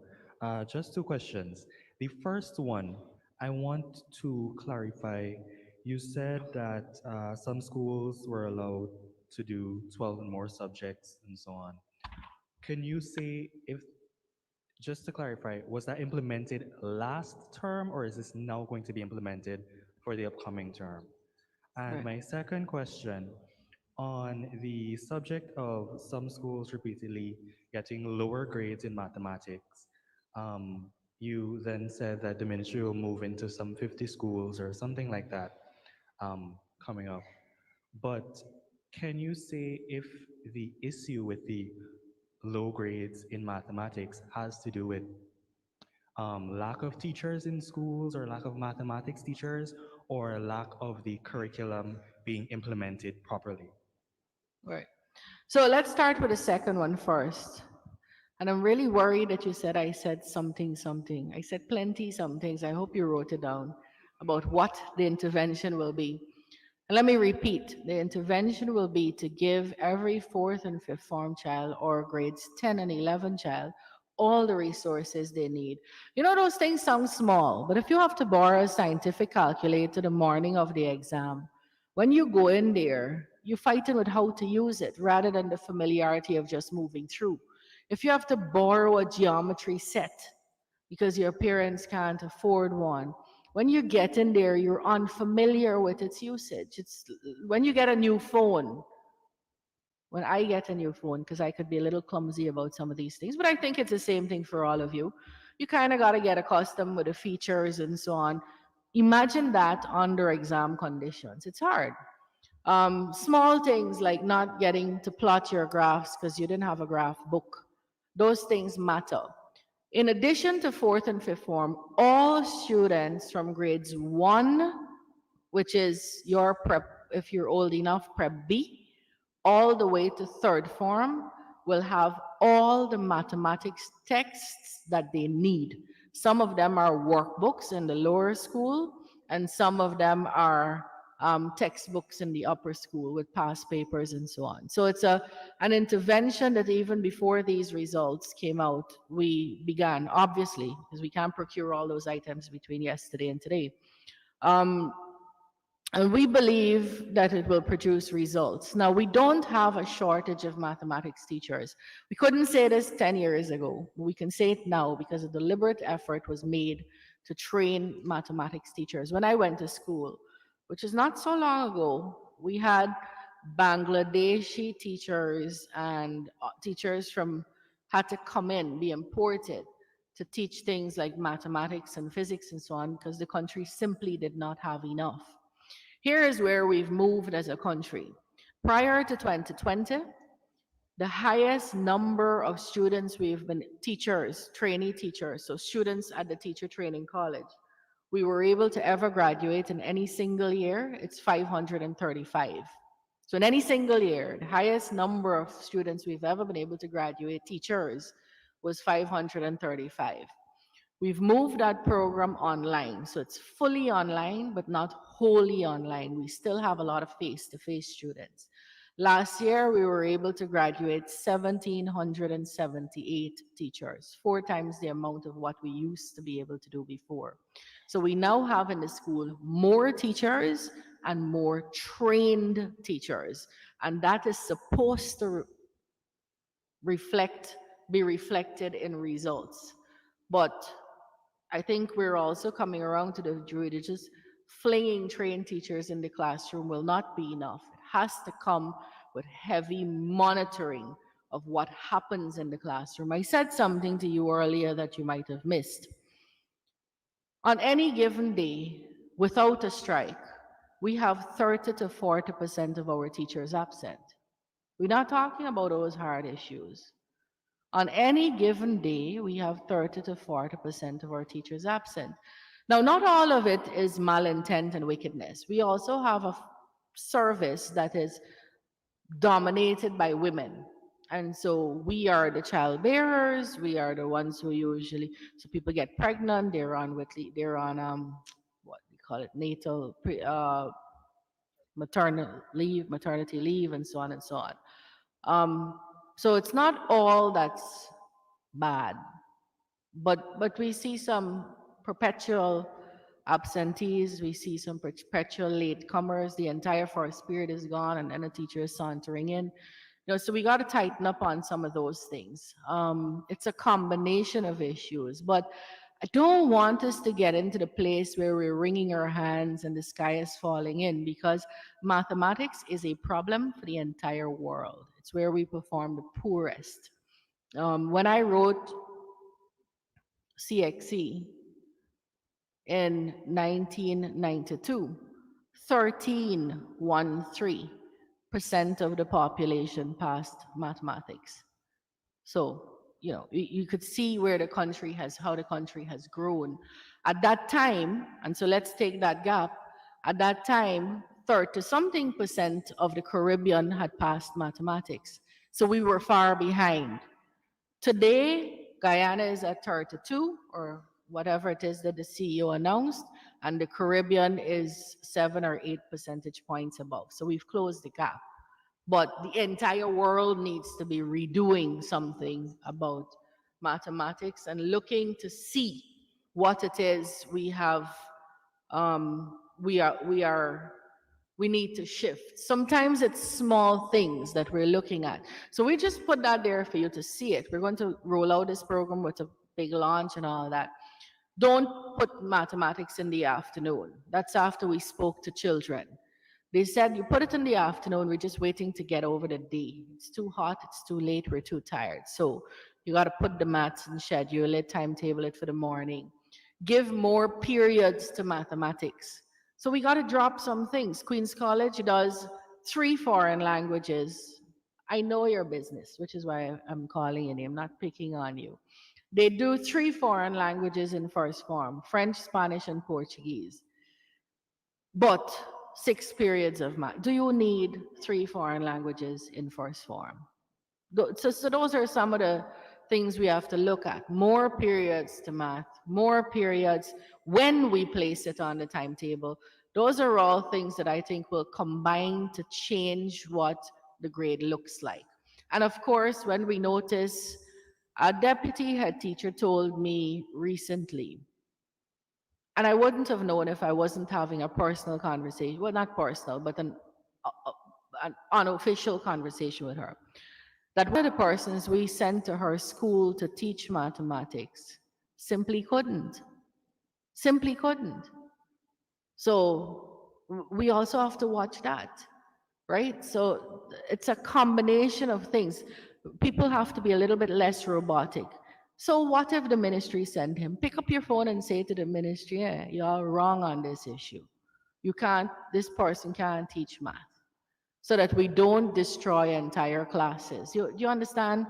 So it's you're going to see that with the monitors. When I say monitors, I'm talking about external independent people, independent from the school, who are going into the school to look for particular things, whether the curriculum is finishing, whether children understand particular topics, whether SBAs are being done and done on time, only for mathematics. And we believe that it's going to change. That helped you, sir?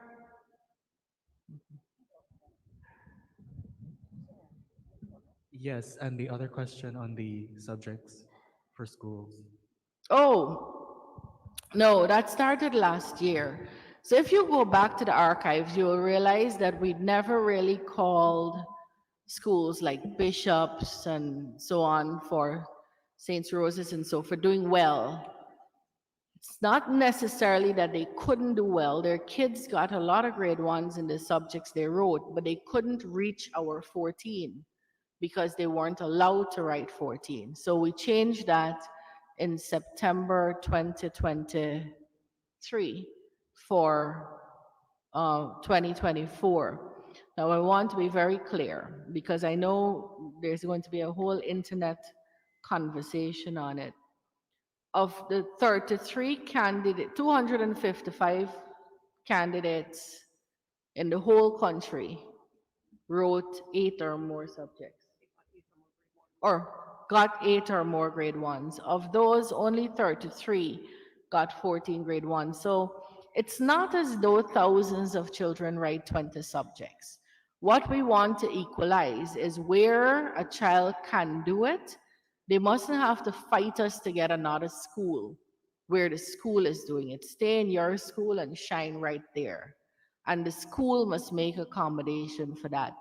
Generally, it is the national schools, which would be QC, Bishop, Saints, Roses, and Josephs, and the List A schools in the regions, which would be Anna Regina, New Amsterdam, Multi, Christianburg, Abram Zool, West Dem, some of those schools. And you're also seeing that the ministry is expanding where you can do A levels. So shortly, this youngster from JC Chandy Singh is going to be able to stay right there and do his CAPE, right there and do his A levels.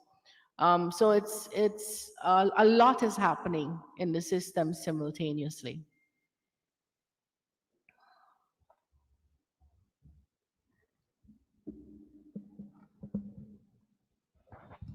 Hi, Minister Tricia Silvers from Guyana Times.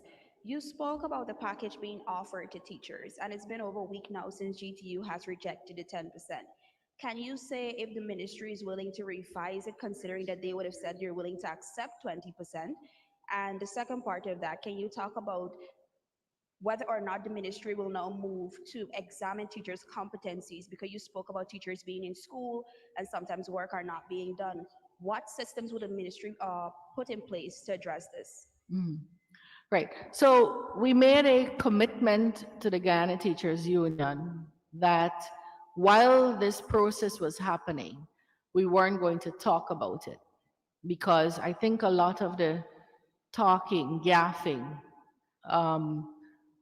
sent all kinds of wrong messages at the beginning. The premise of your question is wrong, that the Guyana Teachers Union rejected anything, but I won't get into it. And I'm going to say that I am honoring my bargain not to discuss this matter in the press. You have seen conversations or positions taken but that was by rogue elements of the union. I think for the most part, we've both held our bargain that we will not speak about the issue until it is resolved or not resolved, but that we would treat this process with the respect it deserves and keep the closed door conversations closed until we both have something jointly to say, and I would like to honor that. So, unfortunately, Miss, I won't be able to answer your question.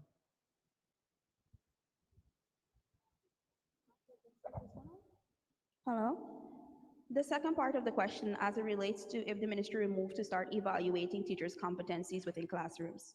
So I'm going to, the professional here, the person responsible for teachers is not me. It's the chief education officer. And so I'm going to pass this on to him for him to answer that question.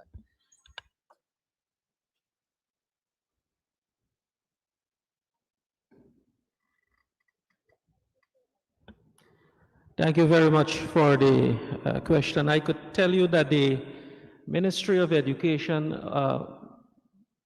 for the last year has been moving around school to school in collaboration with the Guyana Teachers Union to have a new appraisal system put in place. So we were at the point where we were going to pilot, and then we had some unfortunate activities happening in the last term. We expect in September of this year, next month, to actually launch the new appraisal system for teachers, one that is less subjective and one that is very evidence-based. So we expect that system to be put in place. And of course, I think it will be a significant benefit to the system. I can tell you at this point, all head teachers across the country have been trained in its use. Thanks.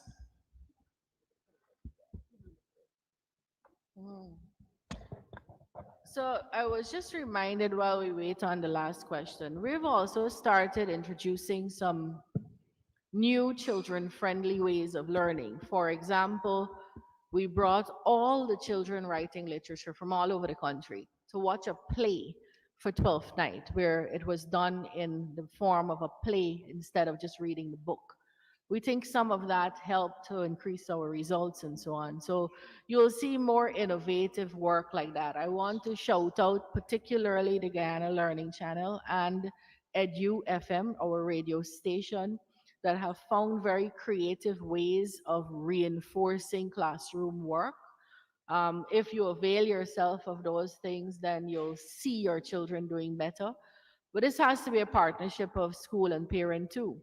The children we see doing well have one common thing running through, and it's parents who are committed. And I want to be careful. I didn't say parents who are wealthy, and I didn't say parents who are lettered with PhDs. I said parents who are committed. The teacher said, I want you to carry the child to the cultural center. You carry the child to the You don't even understand what you're seeing on the stage.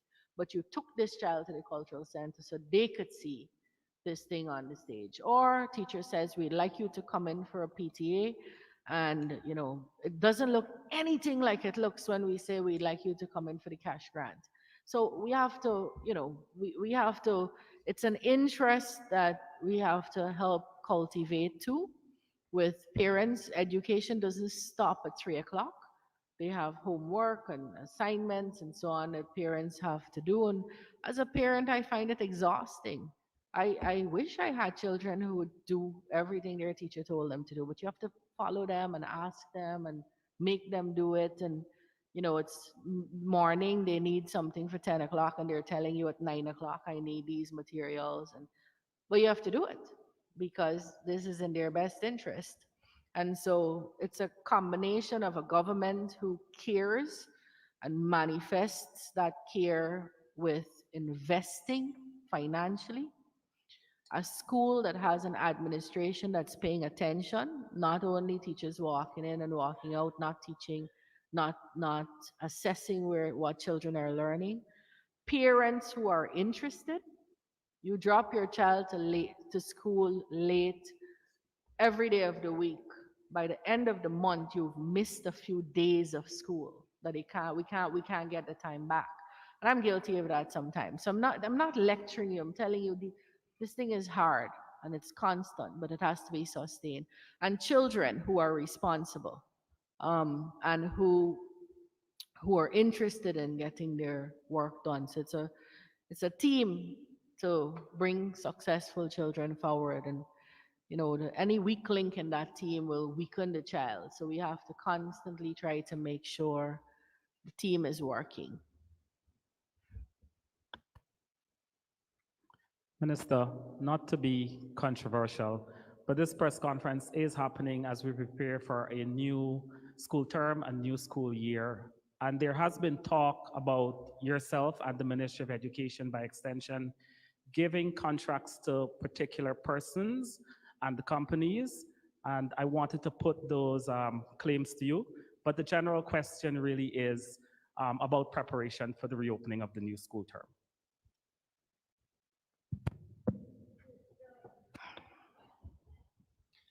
We're extremely fortunate. So I did education as minister twice. I did it in 2011 to 2015 when we were in a minority government, and opposition like to give the signal of a scissors. They're going to cut this from the budget and cut that from the budget. Same people who tell you now better will come and they're going to fix every toilet and so on. That's how much they cared. And I'm doing education now. And there are different resources at different points. We've always dreamt of a place where we could fix every school and AC every classroom and make sure every toilet is working. So we are currently in the premier school, as far as people think. Anna Regina's HM is looking at me with scorn, wondering why I'm calling this the premier school. But we're in the school that is considered the premier school, and their toilets don't work every day. But if we fix it today, by Thursday, it's broken. It's just the nature of the thing. Now I want to be very clear. We don't give out contracts at the Ministry of Education. And I'm saying this for all the world to hear because it can be challenged. Check it out. We do not give out contracts at the Ministry of Education. We go to the newspapers, which incidentally is always on the internet. So in effect, we go to the world, on the World Wide Web, and we say, we got a school to build. We got a school to fix. We're going to expand St. Stanislaus College, which we're about to do, by the way. Or we're going to fix St. Rose's that was broken down for 3 years. And Betty didn't come for that school until I came. We're going to fix Queen's College. Queen's College had a building that was breaking in half, literally. There was a crack. We're going to pull that building down and build a new one. We don't take it and say, come John, we like you, collect this project and look us all, bag of money, you won't fix it. That's not how it works. We have to go with a public ad in accordance with the Public Procurement Act. This is a law of our country. And we have to say, if you are interested in building this school, take your bid to the National Procurement and Tender Administration Board based outside of the Ministry of Education at the Ministry of Finance, and tell them over there you'd like to bid for that, you'd like to do this work. The people over there then have a system about how they evaluate these bids. They look for certain documents, whatever the requirements were. If they said they wanted X number of years of experience, or if they wanted to see you build similar schools, sometimes it's things like no contractor will get more than 2 projects because we don't think you can handle more than 2 at a time. So they have different conditions. And then they go through all those documents, independent of the Ministry of Education. People we don't know go through those documents and they say, these are the people who have all the documents in order and have met all the criteria. And then they go through another process. Which one is the least expensive? And that is how it is awarded. When it is awarded, we now have the responsibility of monitoring its implementation. So we don't, it's a very frustrating thing to hear that somebody got a contract because we like them.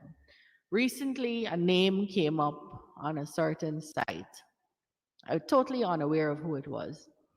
When I sent for the person had never met me before, and I had never met him before, except at the signing of the contract. He'd never seen the permanent secretary before, except at the signing of the contract. And he has such a beautiful story, he needs to tell it. He says his first check from a ministry, the man who worked through PPP, worked through PNC, APNU, whatever they call themselves, all of that. His first check that he received since 2010 was $23,000. A young Afro-Guyanese fellow who built himself up and is here now, and he's now getting programs. And you know what he said? So he said, how come you came to build? He said he usually reads the budget. This is somebody who did A levels. So it's not just your regular contractor running around the place. Said he reads the budget. And he noticed this year, Ministry of Education, which other one he said? Ministry of Home Affairs, which I didn't even realize, and the Ministry of Public Works had the most for civil works. And because he knows that the Ministry of Education Civil Works will come out for the July, August type, because we usually try to fix when schools are closed, he took a conscious decision to put in over 90 bids at the Ministry of Education, of which he won 2. Do you understand? So Kurt, I wish y'all would run down some of those stories. So we didn't give this man, we never met him, we don't know him, we didn't give him any contract. We will be as harsh on him with finishing in a timely way at high quality that we can be. Recently you saw in the news, well, not in the news, or a gossip type thing, that Philippi Primary had latrines. First of all, Philippi Primary has a block of flush toilets that the kids are not using. Secondly, there is a drawing that is fairly idiot proof. By that I mean any fool could pick it up and see what it means. It is out, it's been awarded to a gentleman. The building is about to begin, a 10 toilet block. This has been made public. Yet, at a rally in Linden on Saturday night, the whole story was repeated again. So that's why I said to students this morning, in this world, this social media is a beautiful tool for connection, but it's also harmful if you're unable to filter out truth from untruth. It's hard if you're able to. I mean, look, and so will we be ready for school? It's been my mantra. So the chief education officer is going to have to answer you if any school isn't ready. There are 1 or 2 schools. I saw Maze, which is a private school, so it doesn't concern us in that sense, advertised that they were not going to be able to open till a week later because they were in the middle of construction. So we might have some schools where we are currently, it doesn't make sense to close and finish in December. You might have to take a week here or there to finish this off if the contractor cannot do it on the weekends after school opens. But our aim, Kurt, is to get all this work done during the July, August. But I want you to understand that what that means. That means 1,000 schools being fixed simultaneously at the same time without any alienship, parachuting new contractors and new labor force and new workers into Guyana. So we're working with the same people who in 2011 couldn't do $1 billion of work. We've now injected $5 billion plus a couple $10 billion in new construction without introducing new workforce. Do you understand some of those challenges that we have? But we're never, ever, you're never going to see us whining and wringing our hands and sky falling in and we can't manage. What you will see us doing is working very, very hard to finish it. It's very easy to walk around and say what's wrong with something, put people to fix it, and then you see the ning-ning. You know what's ning-ning, right? Or are you too small? Are there any more questions from members of the media? If not, that brings us to the end of our question and answer segment. Thank you. Thank you, Minister and members of the head table.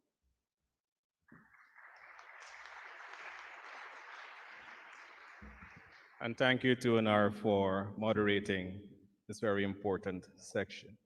I thank the media also for your questions, and of course, the Honorable Minister for addressing, and CEO for addressing each of those concerns shared. Ladies and gentlemen, at this point, we have come to the end of our program for today.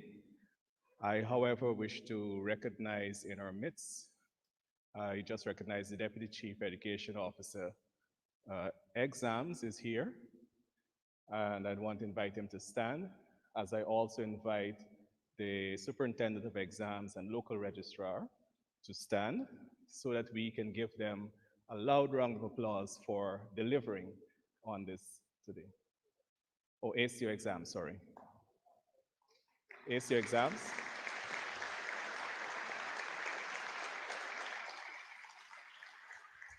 Thank you very much. So quite a lot of work would have gone into this, and I want to join with the Honorable Minister in saying congratulations, but also thank you to our students for performing excellently this year, to our parents for supporting this process throughout, to our head teachers and teachers who would have definitely worked hard to make this a possibility. And I'm seeing 4 of my colleagues who would have also really worked hard in ensuring that your regions shine. And so Redos, take a bow also. Let's put our hands together for them.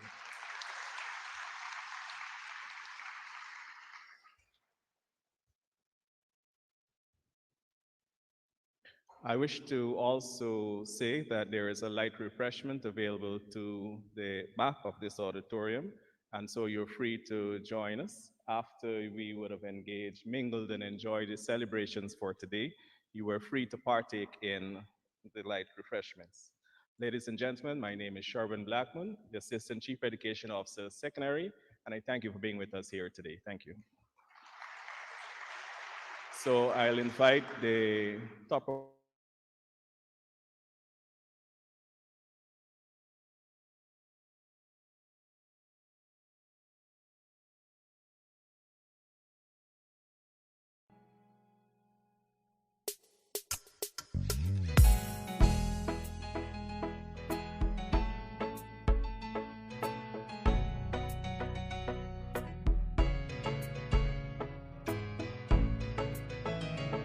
We are a peaceful people, struggle as we struggle, and we don't look for trouble, just ask around.